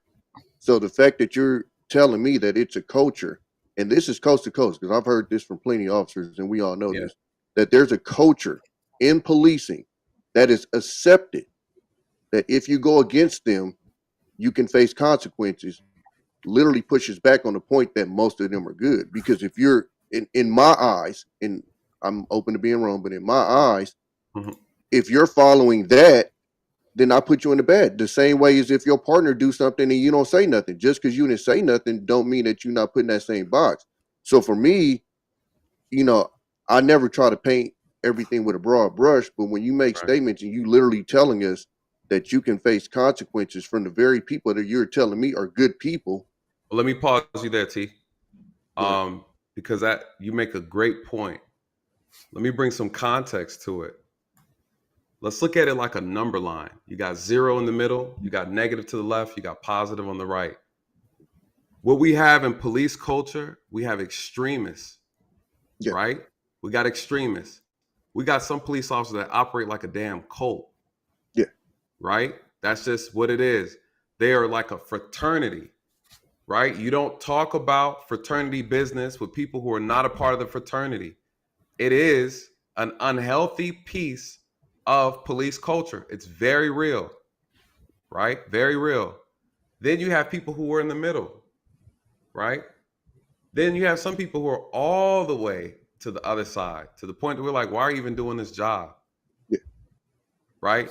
And our community, in the Black community, what do we have in our community? We have people who are almost like a cult when it comes to Black community, right? You hear them say B1, which I'm all for B1. I'm all about Black empowerment. I love it. But at the same time, I love everybody the same, right? But I have a specific love for Black people because I'm Black. And I understand, the issues. I understand the struggle. So again, I'm able to see the nuances from a mature place of mind, right? I don't blame white people for everything. I just don't. They're not our enemy, right? So again, shout out to the young lady down here. I know she. Bear with us. So, no, you can call me Karen. Is what I guess my name is now. So let me establish that right away. This is what we do here. Is we different here, and I've always said this, and I'm always going to continue to stand on this. I rock with people based off of their character. I don't align with people based off of race. I don't do that. We don't play that here.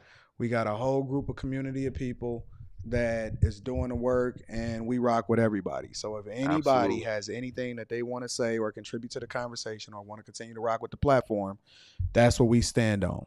It is what it is. If people don't like that, then that's whatever. We just gonna keep it moving. But we rock with people based off of their character, and we evaluate them based off of that. So everybody is more than welcome. Every single person. I don't care if you white, Black, Asian. I don't care if you, what they call them, little people. I call them midgets, but maybe I'm off on that. Maybe I need to be a little bit more educated. But I don't play that game here. So absolutely. You cool. You family as far as I'm concerned, just like everybody else. Perfect. That's what I like to hear. So Tommy, the issue is we have extremists on both sides in the Black community and in law enforcement. Again, a perfect example is we seen it last night during the conversation on Lapeef, when I had people automatically saying, hey, we hate the police. I'm like, hold on, but I'm Black though, right? Nah, I don't care. Fuck 12, right? I'm like, but hold on, I'm Black, I'm trying to help. It doesn't matter. There's no one, they don't want to accept it, right? I could save the lives. It doesn't matter. They don't like the police. They've had a bad experience, right? And so I get that. I understand that there's trauma sometimes there. There's misinformation, misguided, and some people just see the issues and they're like, I just can't get with it. So I understand it. So in police culture, we have to understand that there is an extremist group in law enforcement. People call like the blue wall of silence. That stuff is real, right? It's real and it's unfortunate. But again, we have to make sure we acknowledge the other side. So when I say that I can get hurt on both sides, meaning I have people in my own community that will take my life simply because of the job that I do. Has nothing to do with who I am as a person, right? How loving I am. The fact I used to give out gift cards to the homeless with $10 on them in our community, right? I never told anybody that. It's not anything that I share with people in uniform, And so again, people don't see that side, but they will take my life. You saw me dragged down the interstate, right? By someone who looks like me. Again, I didn't ask for that. I almost died. Then I have people on the blue side who are like, hey, this guy is talking about how he can expose corruption. He's talking about how he can fix these problems. What is the problem with power? People don't want to give it up, right? People don't want to give it up. When you get power, Tommy, it's a good feeling. But if you listen, every person was not I look at it as a designed. burden sometimes. I'm gonna It be is a honest with burden. you. It is a burden. And everybody's not designed to wield power, right? Just because God gave you a mouth doesn't mean you should speak. So again, power is not meant for everybody. And at the end of the day, this is what we're looking at when people feel threatened. Listen, in DeKalb County, I watched them. Well, I didn't watch them, but they had a sheriff who was going against the corruption in DeKalb County. My man at the bottom might know about this. He's in Atlanta too. And guess what? They assassinated him on his driveway. His name is Sheriff Brown. You can look it up. Why? What was he doing? He was challenging the status quo, and he was going to expose corruption in the sheriff's department. He was black, and they sent shooters. They sent some hitters out, right? Uniform hitters to get him. Why? Because there's money in this thing, and we all know it. And I'm not a fool, so don't get it twisted, right? I know how far to take it. I know how far to take it. That's just the name of the game. So my objective is to make sure our people and nationwide people, right? Everybody as a whole, black, white, Hispanic, Asian, have better outcomes with law enforcement. There's only so much I'm willing to expose, right? Because at the end of the day, what's the point if I can't see it through, right? So we got to be real. Unfortunately, it is what it is. Corruption, political corruption, it goes all the way to the top. And I know where the ceiling is appropriate for me. But hold on. Let me get to some of these super chats. Omar Smith says a judge had to sign off on the search warrant. Yeah, the judge got qualified immunity though, so the judge can't be punished for the lie that the officer told. You know, that's the power of qualified immunity. Michael Richardson says in the Navy, if there is one bad apple, all the apples are bad. NCIS will investigate and bring down the whole unit. The problem with law enforcement is that the police are investigating the police, right? So you need honestly, you know, if I have to discipline myself again, how practical is that going to be, right? Yeah. So that's the biggest problem. You need look, and I just. Hold on. We're gonna go to Tommy first because I know he wanted to speak, and then I want to go. My pushback Maria, on that would be we gonna do it popcorn style again.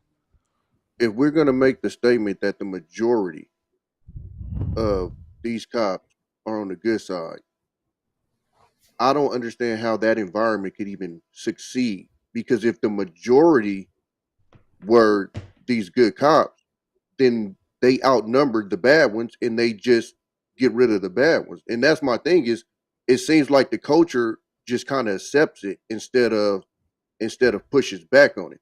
Like I said, perfect example with you with the sheriff. Like, essentially, it's accepted that if you expose too much, they'll send somebody. Like that's the environment that they're working in. Is if you expose too much of this, then somebody's going to come get you. And for you to have that kind of environment, you're essentially trying to tell me that the minimum is running a majority. Essentially, is what I'm saying. Because if you're making an argument that majority are good, then you're telling me that this minority small piece essentially runs the entire department, because essentially everybody falls in line when something happens. No, not necessarily. Yeah, I hear what you're saying, but let me bring it like this. Think of it like the best way to describe it is like this. Unfortunately, the problem with law enforcement is it's ever evolving, right? Meaning, again, the Atlanta chief just got removed, right? Once you take the head away, a new one arrives. So you can change the entire culture of a department. Hell Hydra. Cut off one head to shall replace him. Exactly. This is true.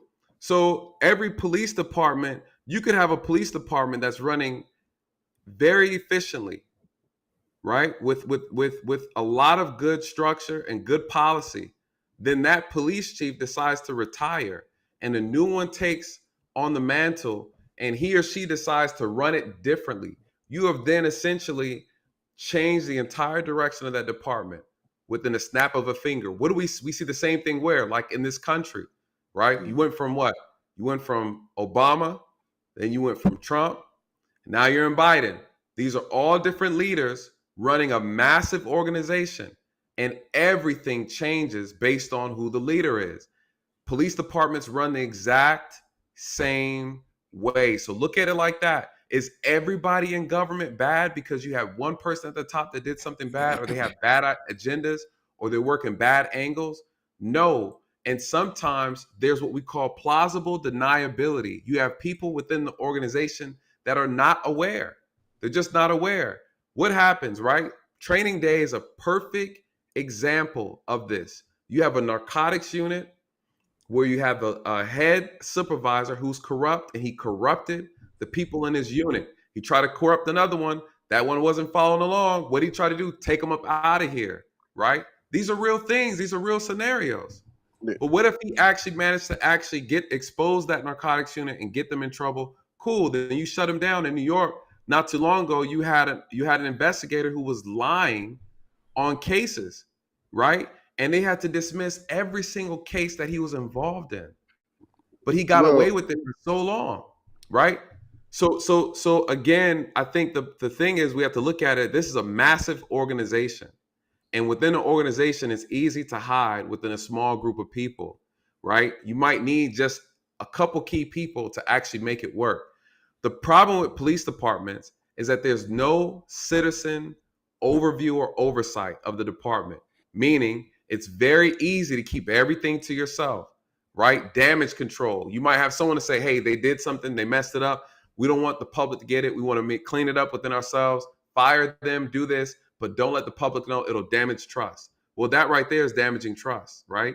But if you had someone who actually can see directly through the department, have ultimate transparency, that right there will eliminate, because where shadows exist is where corruption thrives. It's like a fungus, right? It needs darkness, shade, and moisture. Next, you know, people start acting up. So again, I believe, me personally, looking at the outcome, we have to also look at the different problems in policing. It's not all corruption. A lot of it is just unprofessional behavior, right? A lot of the complaints from policing, from the data I looked at, people do not like the professionalism. Then you have people who are extremely biased because they got arrested. So now they want to report that they've been treated unfairly. I had to pistol whip a guy one time, and he filed a complaint against me. But then he left out all the context behind why I had to hit him in the head with the pistol, right? This was before we had tasers. We didn't have all that fancy stuff that these guys have now, and they still can't do the job good, right? So what happened? Home invasion. He tied somebody up along with his friend. He jumped from the second balcony. I'm chasing after him. He had a gun on him. I pulled my gun. He had his hands up. He kept walking towards me. My back hit the wall. What do? Do I put my gun up and grab him? Right? So my gun is out. He got closer. He ran towards me. And reaction, I slapped him in the face with the gun. Right? I couldn't shoot him. So again, they looked at it and said, hey, you're not authorized to pistol whip a citizen or a criminal. I said, well, hey, this is what happened. What was I supposed to do? They're like, okay, good. All right, we'll let that slide, right? So again, these are the unique situations officers have to think on their feet. I could have shot him. Would that have been justified? I don't know. They would have said, what was he going to do? He's going to try to grab my gun, right? So again, when we look at all these different scenarios, we have to ask ourselves, what are people complaining about? You have to really dive into situation by situation by situation. What do we know with law enforcement? 10 million people in 2019 were arrested by the police. 10 million people. In that year, only 1,100 people were killed approximately from a law enforcement encounter. You mean to tell me out of 10 million people arrested, 1,100 were killed?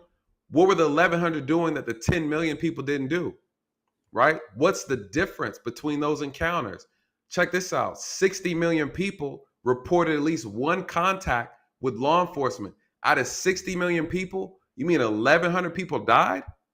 Well, the numbers actually make the police look like they know what they're doing.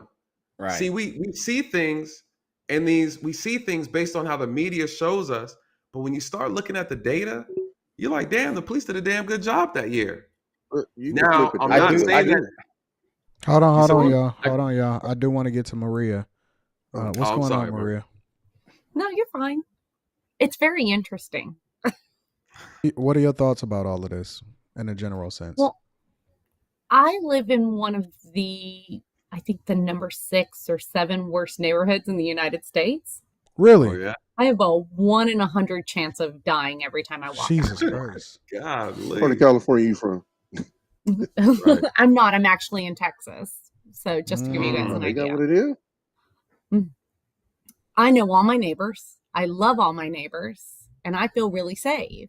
Now, I'm not going to Walgreens at 10 o'clock at night because that's just silly. Right. You know, so I'm smart about it. But within 3 months of me moving in here, my house got broken into. And I had to call the police out. Why can't you go to Walgreens at 10 at night? Like, what? Hold on. I I want her to finish. I want her to finish her statement before you go. Okay. So I wasn't home, and it just so happened that when I came home, I was home by myself. My son was actually traveling at that time. And I called the police officer to come over. And by the time a female came over, very young, I think just a couple of years out of the academy, very young, blonde hair, blue-eyed young girl came out. And I was like, I was shocked that she would be working in my area. And she said, no. She goes, and I know a lot of people, and she goes, I like the neighborhood. She goes, I don't particularly like working at night.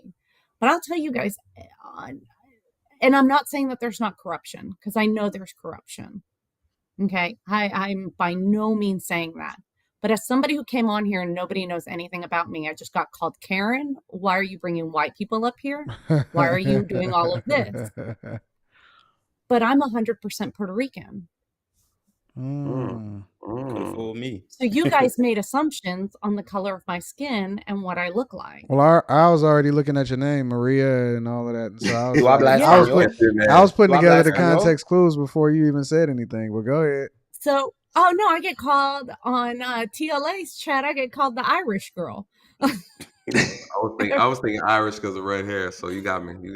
Yeah. Pero tú hablo español. Claro que hablo español. Si nací en Ponce, Puerto Rico, así que no empieces con eso tampoco. No. The assumptions are real. Despacio, mommy, despacio. The assumptions are real. So that's all I'm saying is that that it goes every which way. And I don't deny that I'm Hispanic. I've never, within 5 minutes of anybody meeting me, they'll know that I'm Hispanic because I am not ashamed of it. I'm very proud of who I am. I'm proud of my heritage. I am proud of my mother. I'm proud of my father. I'm proud of my entire family. So I don't have to, even though I can, as people say, pass. But I do get it. And I get that for me, it's very different. But racism is alive in every culture. Yes. And we need to get rid of it in our culture. Because I don't have that, I guess. Because in Puerto Rico, it's not about what you look like. If I tell another Puerto Rican that I'm Puerto Rican, they don't even doubt it. It is only Americans that doubt it and question whether I speak Spanish. You know? So for me, and I'm not saying that there's not bad, but there's bad people everywhere. There's crappy people come in every color, shape, size, ethnicity, and sexual orientation. That is life. So. Oh, don't worry about it. I catch it. Listen, I get called every name in the book. I get called coon, everything, because I choose not to. Yeah, bro, because I choose not to align myself based off of anybody who color, and I align myself more or less based off of character. And I like to evaluate people and see, even if somebody, let's just say hypothetically, and this is just my sentiment, even if somebody is completely different than me, I want to know, like, I want to see what their experience is like. I want to understand it. I want that whole experience. Y'all can go ahead and cook. I gotta go pick up my DoorDash. I'm allergic today. I was just gonna say, anybody anybody who tries to hold the Black community accountable is going to be considered a coon, at least in the online space. I also wanted to address something. I hate when people try and make the policing thing a black and white thing. You mentioned the Derwin Brown situation. I mean, he was killed by a black officer, right? Yes. I mean, he was killed by a black officer off of the instruction of another officer who got voted out, Sidney Dorsey, and he was killed by this guy named Melvin Walker. So all three of those brothers were black.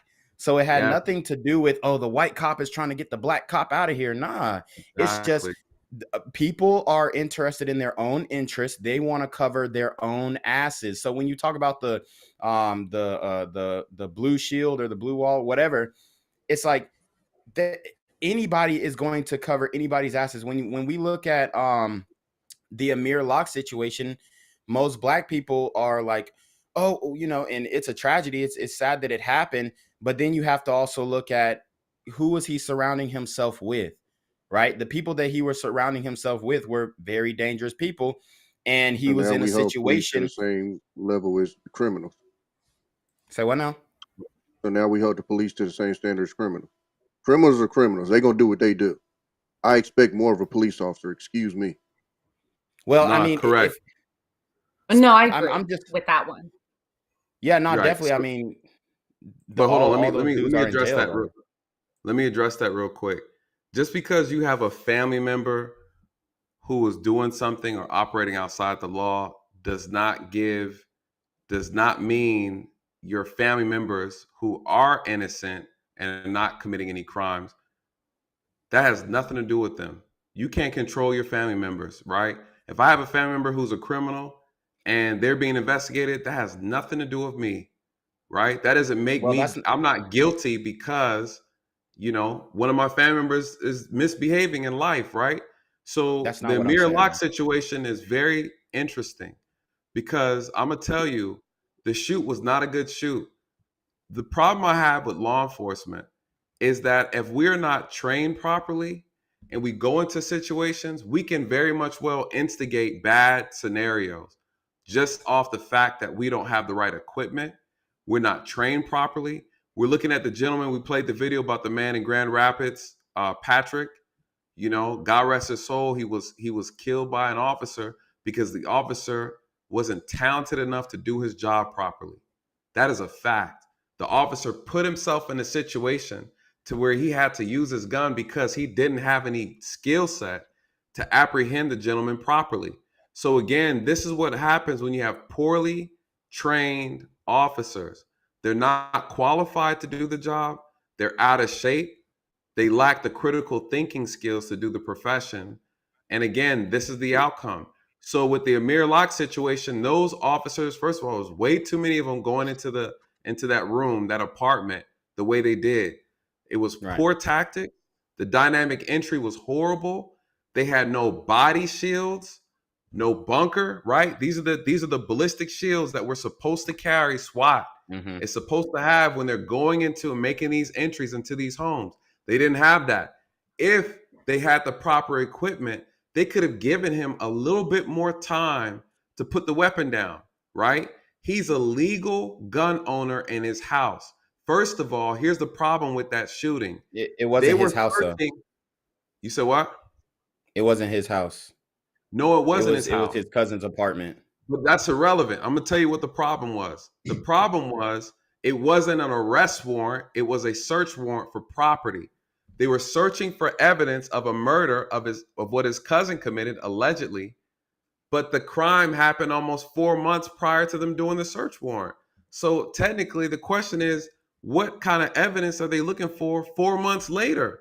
There was no the level of the level they were still committing crimes even after that murder. His cousins were still committing irrelevant. crimes. They were Let me tell you why it's irrelevant. The crime that the evidence they were looking for, right? The evidence they were looking for a crime that happened 4 months ago, approximately 4 months ago. They're looking for shirt, clothing, keys to a Mercedes car that was stolen, right? And electronics, cell phone, the typical stuff we look for. They were looking for shirts with blood evidence and stolen car keys. That did not require dynamic entry from a SWAT team with high-powered rifles. I'm telling you from experience, it wasn't necessary. They could have 4 months later, no. Use a SWAT team maybe on an incident where the crime immediately happened within a day or two. Then yeah, you want the SWAT team because it's active evidence that could possibly. What's the likelihood that they found all that stuff? The problem is, was that level of force needed to gain entry to the house for that type of evidence? No, no one was in danger. Again, we're talking critical thinking. That could have waited until later on in the afternoon. They could have knocked on the door. You guys, I've done these type of raids. I'm telling you, it was excessive. And because they used poor judgment as a team, as a unit, as a department, someone got killed who should not have been killed. First of all, they went through the door. It was no knock. Fine. They didn't have the proper equipment. What else did they do? They kicked the sofa. They saw him laying there on the sofa and they kicked it. They're screaming, "Hey, police, get the fuck on the ground." They're cursing, screaming, yelling. One could argue, right? Here's how I would challenge it. How dare he sleep? Show me an expert who will tell me how long does it take for a person coming out of a dead sleep to process information? When you wake up, how long does it take for you to process information? He lives in a bad community. Okay, he's had his gun with him. It's his house. He could do what he wants with his gun. He's a legal gun owner. So that's a non-factor and it's irrelevant to the conversation. When police are going into someone else's home, you have to use due regard. You are required to use an extra level of care because people can easily mistake you for a robber or a criminal. Because here's the problem. I know how criminals think. I know how real criminals and gangsters think. You know what they're going to start doing? They're going to start kicking in people's door and screaming police. They already doing that. Of course. And so the point is, the point is they saw it work now on national television and they saw the police get away with it. So now they're going to come in with flashlights, right? And act like they're the police so you can submit to them. And then they're going to tie you up and take your belongings. Again, the police, when we see errors like this, we need to rise to the occasion and find solutions. What is my solution? They need to have a sound device that they throw into those rooms, into those apartments, where the decimal is so high, right? It needs to make the announcement, police, police. It needs to be so recognizable that no one inside the apartment or the home can say that they could not distinguish that sound. So should the officer be brought up on charges? Do you think he should be, Mark Hanneman, do you think he should be charged with murder? I think he needs to be brought in charges. Absolutely. That was a bad shoot. Okay. The gun wasn't pointed at anybody. We are not allowed to shoot if we're not an immediate threat. Now, I had this debate with someone on my channel before. You know, I know the law. So again, what does an officer need to actually use deadly force? The Supreme Court says you need ability, opportunity, and jeopardy, right? Just because a suspect is holding a gun doesn't mean they're a threat. So unfortunately, in this profession, there's a thin line between a threat and a non-threat. I've talked to people who had guns in their hand. Sir, you need to drop it. Talk to people who had guns to their head. If they take the gun off the head, then of course it's game over, right? If they even look like they're going to point it in my direction, you just can't shoot people because they're holding a gun. It doesn't work that way. And again, the law says, do you have the ability to do it? Yes, he had a gun.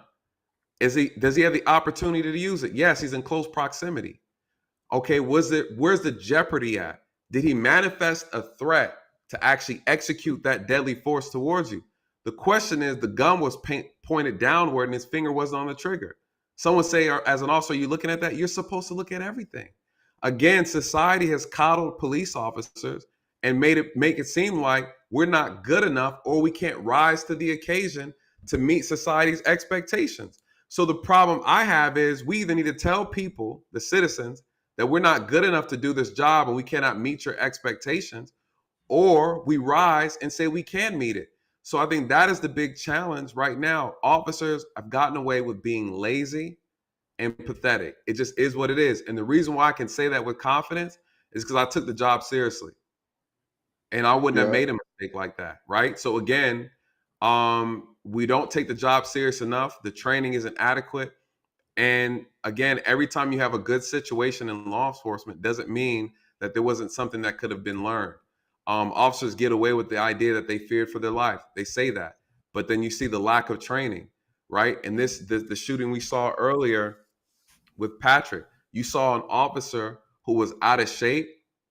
He had no skills.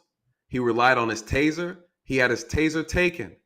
You guys, in the academy, we had drills where people would attack us and have to take our gun out of our holster after being pepper sprayed. I showed it on a video. I showed my actual training video in the academy of what that looked like. You know, it's again, but my training is not the same as everybody else's training. We're not all trained the same. That's another issue. That's a big misconception. Depending Can I on ask what a question? department. Yes, ma'am. I'm sorry. Yeah, I just have a couple quick questions No, go ahead. Well, more like a comment. But what about a national registry? How do you feel about that? Because I'm personally pro it. I think there's a national registry for doctors, for lawyers, for a lot of stuff where when they make mistakes, you can go, my dog's vet, I could go and look up if was ever sued. Okay. So, and the other question I have is why isn't there training for police officers? I know people who are flight attendants and they have to get recertified every year, and they're literally a waitress in the sky. So give me one at a time. People are one at a screaming time. defund the police. How you gonna train them if they're defunded? So let me answer. How about before that? Right. Let me answer both of those. So, a national registry. The biggest problem with the George Floyd Policing Act is that we're relying on the federal government to pass that law, right? These reforms need to happen on a local level. It's easier to do it on a state level than it is on a federal level, because the feds are going to say, how difficult is it going to be for us to try to put together this registry when the states can do it themselves, right? It's easier for the states to do it themselves. For example, there's approximately 18,000 police departments, right, in this country. 18,000 police departments. I believe that there should be a registry for officers who people need to have access to it. I absolutely agree. I don't think there's anything wrong with it, right? If you want to keep your name off the registry, guess what? You do a better job. To me, it's just that simple. Again, we are public servants. Our information doesn't belong to us. It belongs to the public. So as long as the laws or the policies that people have don't put the officers in danger, I don't ever see it. I don't think anything's wrong with it. You'll never, if I see something that people have an idea and I say, nah, I think that's going to make it's unsafe for the officer, then I'll have pushback. But if it doesn't violate an officer's safety, right, because we do need protection from people being able to find us, attack us, and things of that nature, I don't think there's anything wrong with it. If an officer messes up, it needs to be documented and people need to have access to it. To your second point with the training isn't consistent across the board. That's a problem. I would also say the training isn't consistent enough because it costs money. And then when it comes to recertification, we do recertify every year, but it's over a few different things, certification. The problem is the type of training we need consistently, we're not getting, right? We shoot twice a year. We have to qualify on average. Every officer has to qualify for shooting their gun twice a year. Some officers struggle with that. And I heard that test is pretty easy. And the test is pretty easy. And the problem too is when you're under high stress, your scores drop, your accuracy drops, and everything like that. Yeah. They rely on us. This is how it works. It's on the individual officer to continue your training outside of the police department, and you have to fit the bill for it. That's why a lot of officers don't do it, right? Yeah. Money's already tight. You don't have time. You're tired, right? I was in a different situation. I did martial arts before I got into law enforcement. So I've already had good self-defense tactics and hand-to-hand training, and I fought a lot. I was a competitive martial arts fighter and a kickboxer. So I didn't have issues going into the police profession, not knowing how to fight. When I was in the academy, there are guys in there who's never been punched in the face, and these were grown men now, right? But when you get out here in the street, and I worked a predominantly Black community, we had white officers who were working in these communities with me, and, you know, some of these guys would give them a run for their money, right? And that's just the reality.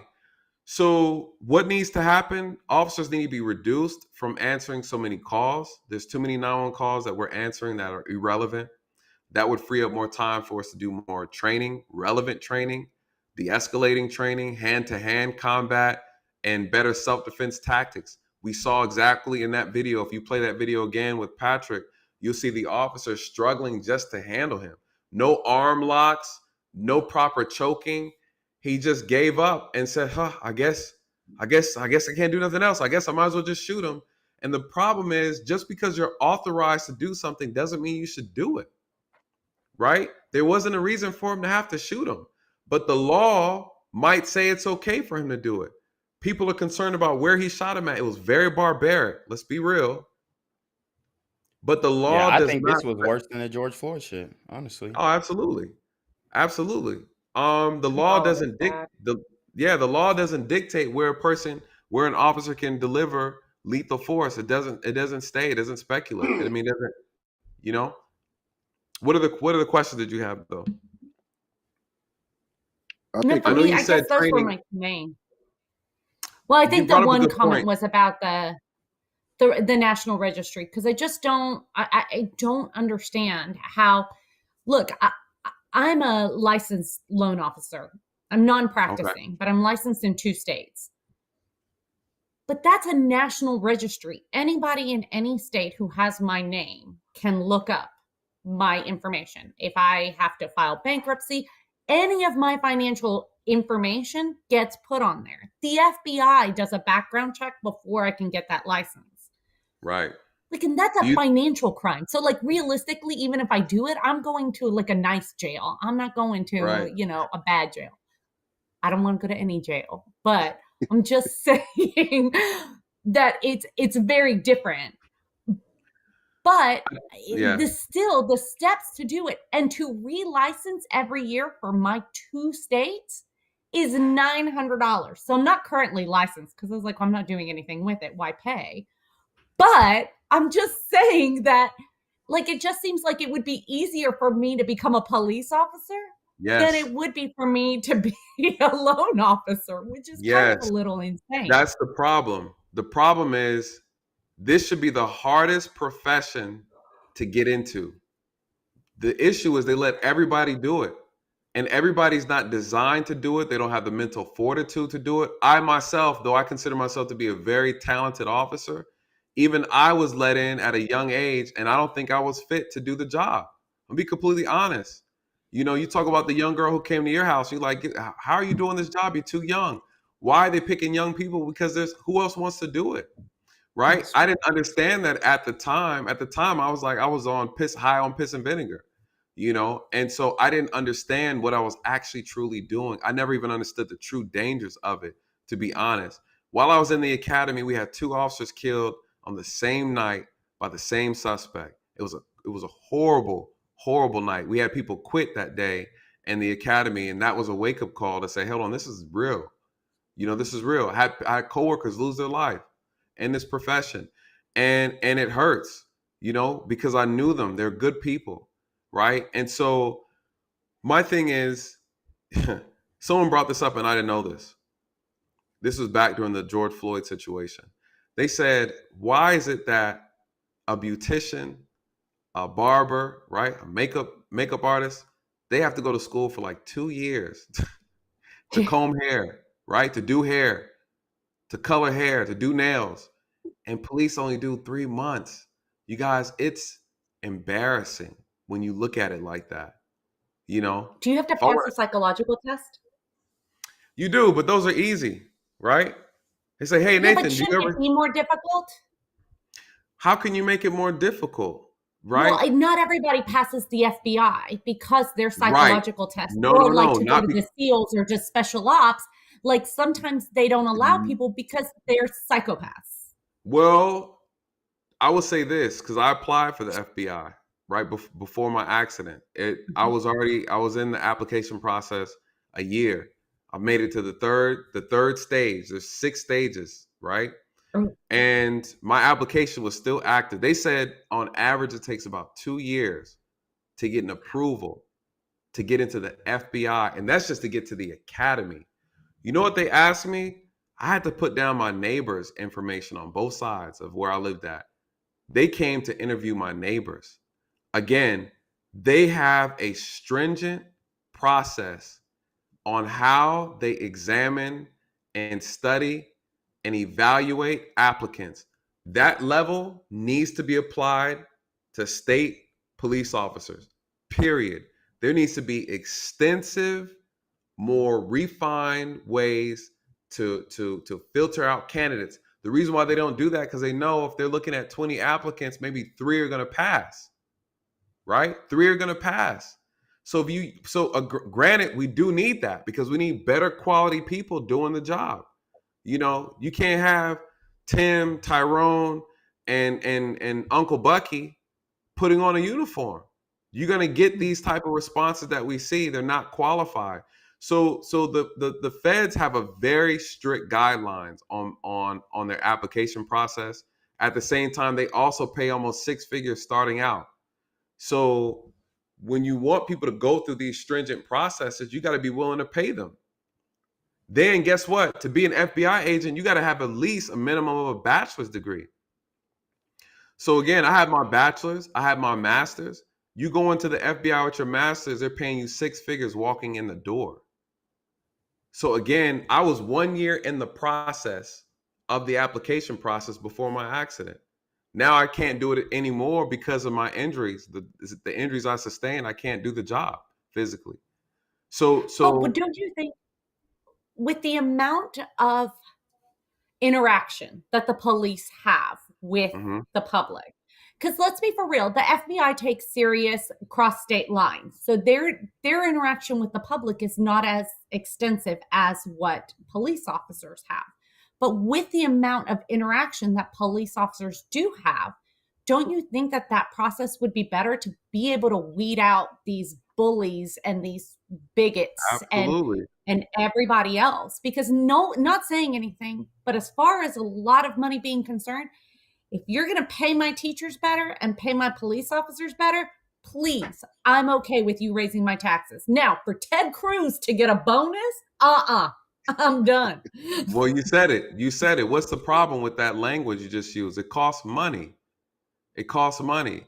And with the sentiments of, you have a community of people who back certain organizations that want to defund the police.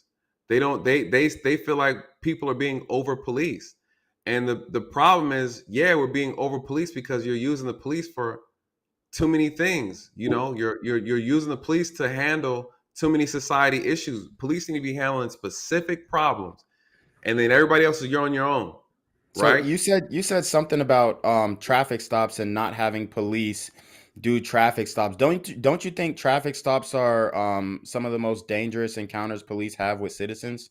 Yeah, for police. But if you're not a police, will it be dangerous? Right? Well, if somebody's breaking the law on the roads, how are they going to get arrested? If a social worker comes and pulls them over and says, "Hey, you're driving drunk and you need to be arrested," and they start resisting arrest, just like the brother from Detroit. They're not their job.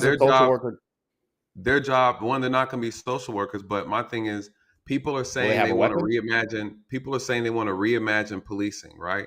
I get what you're saying. I'm telling you what people are telling me. They don't like police encounters on traffic stops.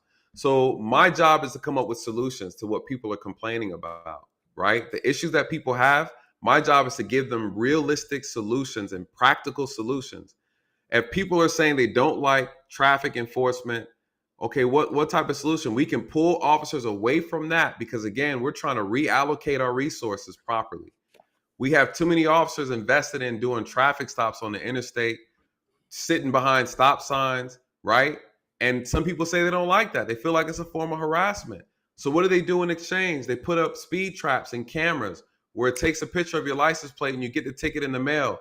You didn't have to have any confrontation with the officer. You feel better about your life. You get to go about your business, right? You get to go where you're going. Traffic stops are also used to stop criminal activity. I get that. Trust me, I know. But the whole idea, again, is we're trying to reduce how officers encounter the citizens, because it's been told that these encounters are reasons why we have a lot of shootings and negative outcomes.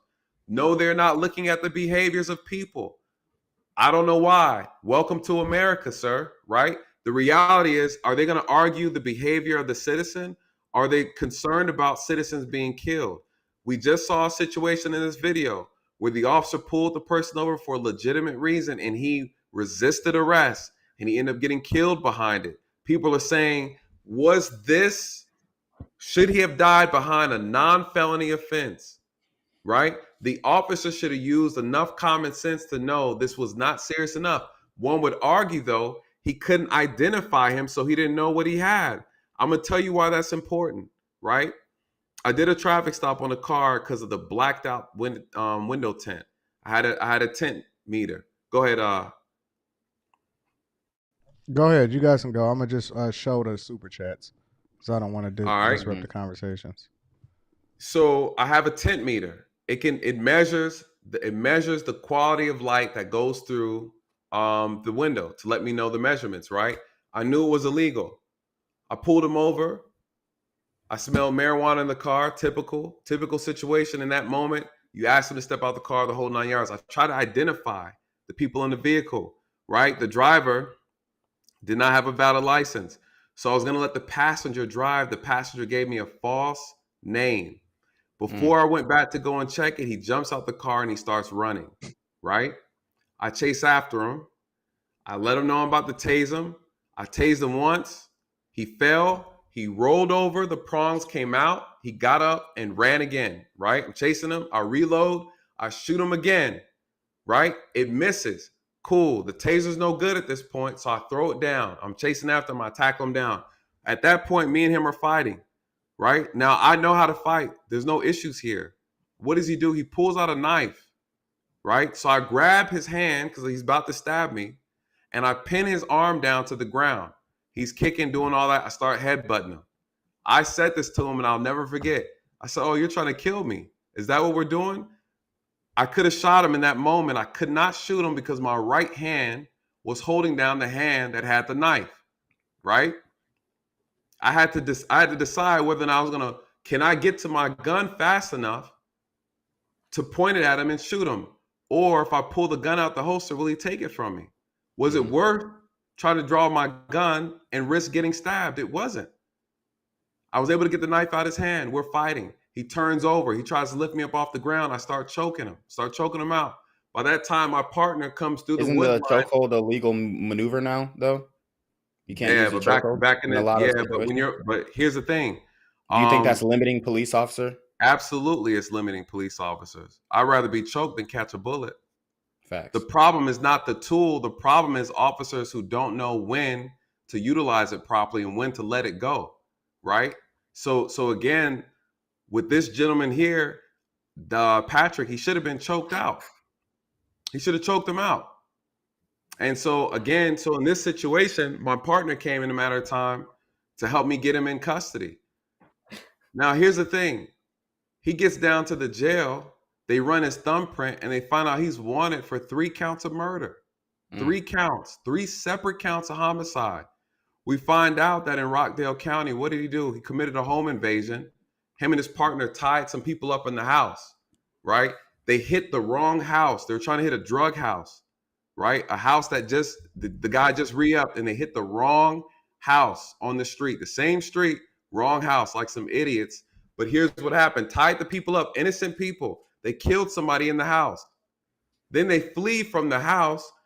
The police are behind them, right? Because someone witnessed them going to the home. The police are chasing them. They run over a pedestrian and kill the pedestrian walking, trying to get away from the police. Guess what else? As they're driving, speeding through the neighborhood, they T-bone a car and kill a person in the car, right? So the driver gets out and runs, but the passenger's trapped. He gets caught. He snitches on the driver, of course. The driver's the one that I pulled over in my traffic stop. 6 months later, wanted for those 3 homicides, right? So we have to be mindful when situations like this, people say, hey, couldn't you just let him go? Yes, you can. But remember, you don't know why you're letting him go. You don't know what type of crime he could have committed before you stopped him. You could have stopped somebody who committed a sexual assault against somebody, right? So do you really want somebody who doesn't have a weapon and who doesn't have training to be pulling an individual like that over? Of course not. That's common sense. Of course not. I think everybody can attest to that. The problem is we want better quality trained officers. That's the So issue. who should that be on the traffic stops? Who should be doing that? Should it be higher ranked officers, or what should it be? I think if you have a way to where you can have like a security force, right, who pulls people over, because what's going to be the consensus? If the citizens know that if the citizens know that the police are not doing traffic stops, they're going to do one of two things. They're either going to stop or not stop. If they stop, if you're a law-abiding citizen, you're going to take your ticket. You know this officer can't enforce anything. They don't have a gun and they don't have any of those things on you. You're not going to have any issues. Why? People have an issue with the police specifically. They're not going to do or harm, in my opinion, people who don't have the ability to bring force on them. So again, all I'm saying is these are solutions. These are solutions because people have issues with the traffic stop. I believe that if it's on the highway is one thing, but on the main street, unless it's something egregious, the police don't need to get involved, right? So if it's an accident and there's suspicion of maybe DUI or illegal activity, then the police need to get called. Outside of that, there needs to be a non-emergency vehicle to go and take the police report, right? Or cite someone from a traffic violation. Outside of that, you don't need an armed police officer to deal with that. And if you're a criminal, you're just not going to stop anyways. All right, hold on, y'all. Another thing, Keisha Lance Bottoms. I might have to bring you back for part 2 next weekend, next Saturday, Nathan. I'm down. I mean, this is really good. I have to get off within 15 minutes because I got to prepare for a Saturday morning meeting. I appreciate everybody for coming up. Nathan, stick around. I want to get your final thoughts. Thank you, everybody on the panel. I appreciate y'all. Appreciate it, Anton. Hey, I respect both of y'all brothers, man. Yep. Shout out to y'all. Appreciate you, man. Good questions. All right, what's your final thoughts? This is a really good interaction. This is a lot of information. It's a lot of information, man. It's a lot to share. This is what we've been missing. Yeah, it is. This is what we're missing. That we're missing something we didn't know we needed, right? But I think part of the reason why we're missing it is because I think a lot of the people with microphones or people are unwilling to have a real dialogue or conversation objectively. Right. So that we can actually hear. Because one of the things that I love about what it is that you've been saying the whole time is that whether people agree or disagree, you're actually providing not only insight, but you're also providing what you think would be a solution. And often at times what I see happen in conversations is that people just want to be acknowledged. They just want to be heard. They want to complain or they want to say whatever they want to say. You say, okay, cool. I acknowledge your problem. Now what? And they silent. Correct. They silent. They don't actually propose anything or any change or anything realistic, or they haven't thought about that. The only thing they want to do is continue to complain and have a conversation about what they think is bothering them. Not necessarily even what's the problem, because a lot of problems are self-inflicted and people often bring upon these issues on themselves, and then we have to react to it, and then we have to play Monday morning quarterback, right? If he never had got out of the car, if he never had been riding with dirty plates, we not in this conversation. He don't even put the officer in a position to have to deal with this in the first place, right? But we don't propose solutions. I think that more often than not, we just create echo chambers where people can complain. And so that's where I appreciate a lot of the conversation that you're having. And you brought a lot of insight. You got any final words? I do have to get you up here again. You got any final words or any final thoughts? Yeah. I would say first, again, thank you for bringing me up, giving me the opportunity to speak on your channel, man. I really appreciate that. You and are again, welcome here anytime, bro. Yeah, man. Anytime. Just let me know. And I would say, I know it's difficult, you guys. I'm well aware of the problems and the issues. I've seen it. I've had family members experience bad encounters with law enforcement, so I understand. I'm just asking you to be patient with me. Give me a chance. You're more than welcome to bring your ideas, bring your frustrations. I can handle it. I think one of the things that's disappointing is that I know these are things that we complain about, and you have somebody who wants to champion a cause for a change, and it was dismissed. you know. And I think because I'm someone who's volunteering my time and I don't necessarily have to do it, I took offense to it, to be honest. And I almost thought about scrapping the channel, to be honest. No, you know, never. I had a couple people email me. You know, shout out to Rilla, shout out to JB. Shout They're out to like, them nah, man, brothers. you know, your voice is needed. But I think it's. I just thought that this is what we wanted. Yep. You know, we don't have anybody in the space. You know, if you guys think I'm bad, you need to go to Brandon Tatum's channel. Oh, no, Check no, him no. out. Officer Tatum is my guy. You know what I'm saying? You know, Officer Tatum is my guy, and he tell it like it is, and he's very conservative. He's very I conservative. love Officer Tatum. That is But my guy. he's very pro police, and He is. he doesn't give. He's very pro police. I'm a very balanced person when I look at these things. You are, but very but balanced. see, you talked about it straight down the middle, right? Yes. You took accountability and you gave solutions on both sides. You said, yo, police need to be held accountable.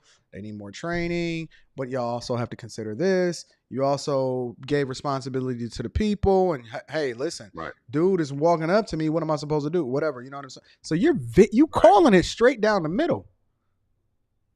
I don't see a problem with that.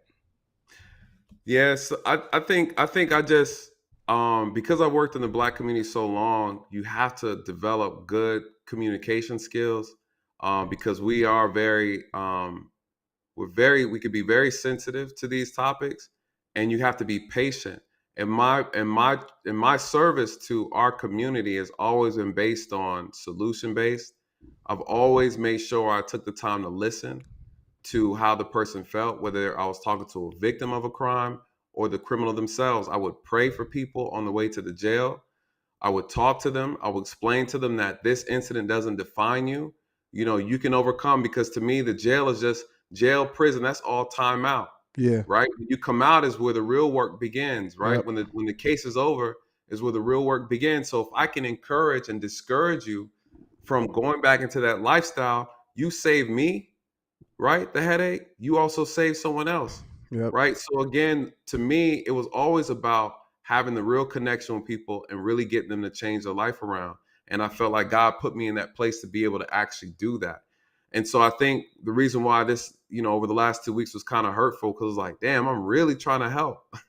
And I got people who say they want the help, they don't want it from me simply because I did the job. Yo, right? Or they don't want it that, from me though. because you don't get that no matter what. I mean, that just comes with more visibility. The more you do for people, the more you will be hated and celebrated on both sides. True. So I wouldn't worry too much about. I mean, I understand that you're human. I know you got to go through it. I mean, we just watched a video of you being called a pig, and they didn't know nothing about you. They didn't know what you done been through. They don't know how many cats you done pulled out of trees and how many people's lives you saved. Like, they have no idea. You know what I'm saying? But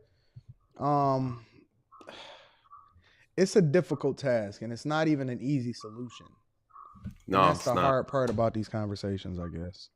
It's not easy, and I think everything starts with communication. And I think the Black community has not had a good dialogue, an honest, genuine dialogue about policing issues. You know, we've been finessed, we've been played by politicians, and I think we're just tired. And I get it, you know. And shout out to Jay Prince.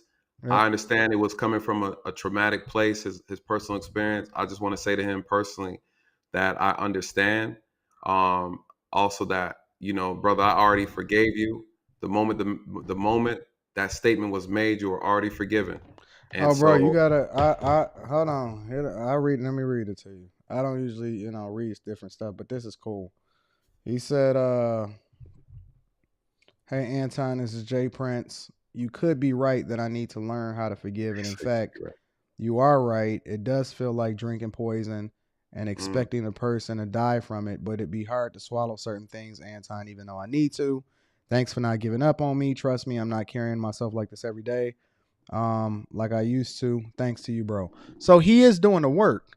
And this is one of the things that I emphasize to people all the time. I don't leave people behind. Correct. I don't believe that anybody cannot come back from the thing that we try to hold them accountable for. And the thing that we have to consider is that none of us has really lived a perfect life. Not And I at pray all. the prayer every day. Forgive us our debts as we forgive our debtors. Lead us not into temptation, but deliver us from evil. For thine is the kingdom, the power, and the glory forever.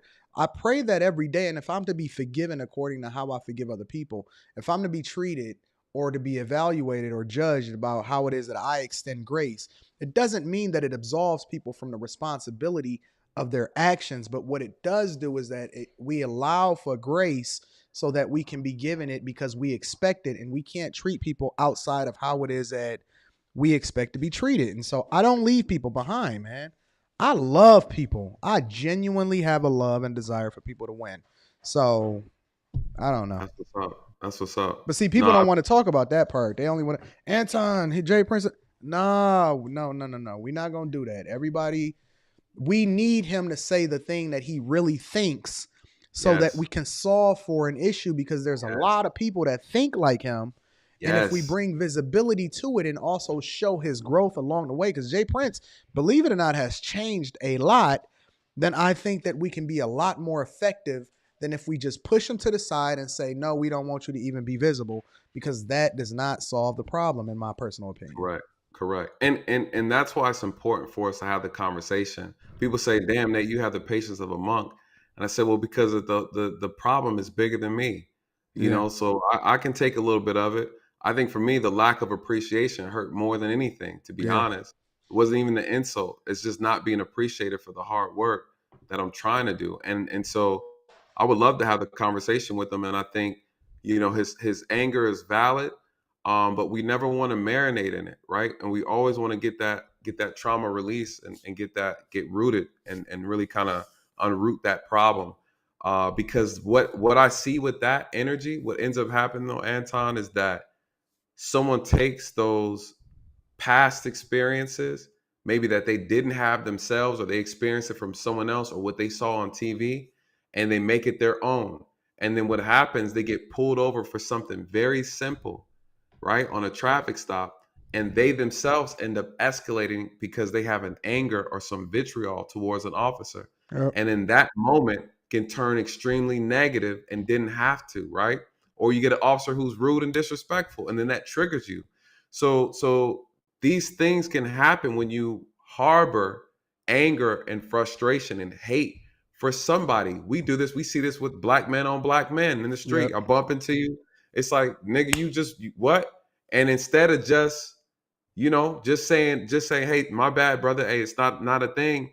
We then size each other up and make these emotional responses. And this is what gets us hurt, right? This is what gets us killed, right? Being overly emotional, overly sensitive as men, we end up taking each other out, man. And so I just think that we need some healing. And when it comes to law enforcement, we need healing and we need truth when it comes to this, so that we can see things clear and not walk around with our eyes wide shut, right? I agree. So, man, you are great, bro. I really do appreciate you for coming on the platform. Again, when I wake up in the morning, honestly, I don't know what I'm going to do on a day-to-day basis. I do this show 6 days a week, Monday through Saturday. And the minute that I wake up, I'll be thinking to myself, I wonder what I'm going to do a show on today. These are not pre-planned, literally all the way up until like 9:30 a.m. Eastern. I was like, wait a minute. Hold on, bro. We got to do this show like right now. I had a whole nother idea that was coming to my head, and I was like, wait. We about to do this right now. So I appreciate you for even rocking with me on such short notice. Honestly, yes, I don't even outside of the content, right? Because again, make sure y'all subscribe to his channel. The link is in the title. It's in the title. I know it's some people in the chat that said that they already signed up for your community initiative, and they went to your website and everything like that. So that's all on his channel. It's on his site. We appreciate Nathan for his work. We appreciate him for his service. And more importantly, I'm looking, hopefully, we can build and have a personal relationship in which I can pour into you, figure out how it is that I can add value to your life. I know you can add a lot of value to my life, even offline. And I'm dedicated to making sure that you blow up personally on YouTube, because I think that more people like you need to have visibility instead of all of the trash that we consume on a regular basis. So I'm dedicated to your success and your growth. Anything you ever need from me, bro, I am going to give you my personal cell phone number and everything like that. Call me if you need me. This is not going to be the last time that we live stream. Hopefully we have something regular, and we going to figure it out. But he a part of my family as far as I'm concerned. So I appreciate that. Appreciate that, brother. Appreciate that. Hey, man, man. I really, really appreciate that. And thank you everybody for the questions, the guests that came up, the people in the chat. I really appreciate that and the support, you guys. I know it's going to be a difficult journey. I just ask that you just give me some grace, be a little patient, and feel free to ask the questions, man. And let's take this thing to the next level. So, Anton, again, man, I appreciate that, man. I think it's divine timing because yeah, man, gotta be. I look at everything happen, the whole conversation on Lapeef. I felt like that kind of And I wasn't segued even on the panel. Like at that time, Right. I had went to sleep and everything. Right. So I think it's interesting, man. And I was getting ready to throw the towel in on the channel. I said, man, y'all can have this, bro. Nah, we not And having so, so I appreciate that. Again, shout out to Rilla for really motivate me in the background too. And JB, those some good dudes. So, and shout out to Logic for holding it down. I know he got his ways, but shout out to Logic for holding it down. And at the end of the day, you guys, no matter what space we come from, and we're all Black. At the end of the day, we share a common cause, and we want to see our community better. And like Anton said, I also say this as well. We can't leave people behind. That's just my philosophy as well. I agree. So, all right, Anton, bro. I appreciate it, brother. And I didn't know it was your birthday, man. Happy birthday, brother. Yeah, Happy man. Thank birthday you, to bro. I appreciate it. I just turned 40. I'm very thankful and blessed. I never thought I was gonna make it to see 18. I never thought I was gonna make it to see 21 or 25. And somehow, some way, not only did I make it, but I figured out how to get rich and then pour back into people. So I heard that. I'm very thankful, bro. Very Amen thankful. to that. Amen to that, man. All right, my friend. Well, I'm gonna link up with you. I'm gonna send you an email, and then we're gonna connect on the back end, and we're gonna figure it out, bro. All right, sounds good, man. Have a blessed day, brother. Thank you. All right. Y'all gotta appreciate the people that put in the work behind the scenes. Again, I'm gonna say it again. Make sure y'all subscribe to his channel. The link to his channel is his name. It is in the title of this live stream. Real Nathan Daly.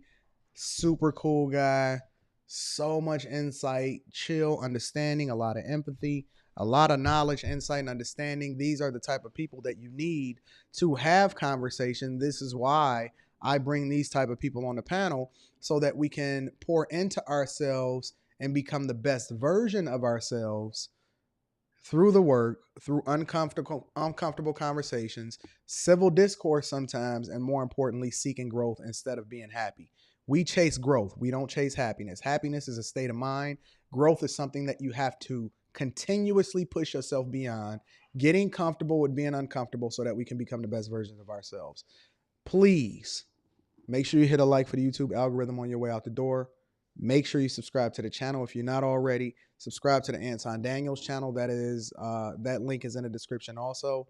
And then more importantly, Patreon members, bag chasers, tomorrow, Sunday, we live streaming exclusively just for you, continuing to do the work. I'm going to drop that today in the Patreon, the updates, and we're going to get it popping. I love you. I appreciate you, but I need y'all to do me one more thing before we get up out of here. Make sure you tell your family and your friends, share this with all of your colleagues. We don't want to win by ourselves. We love you. We appreciate you. I'm continuing to evolve as a content creator. And the only thing I care about is continuing to push you guys to be the best versions of yourselves through me doing the work first and then extending my insight and understanding unto you. All right. I love you. I appreciate you. I'm going to holler at you tonight. Peace.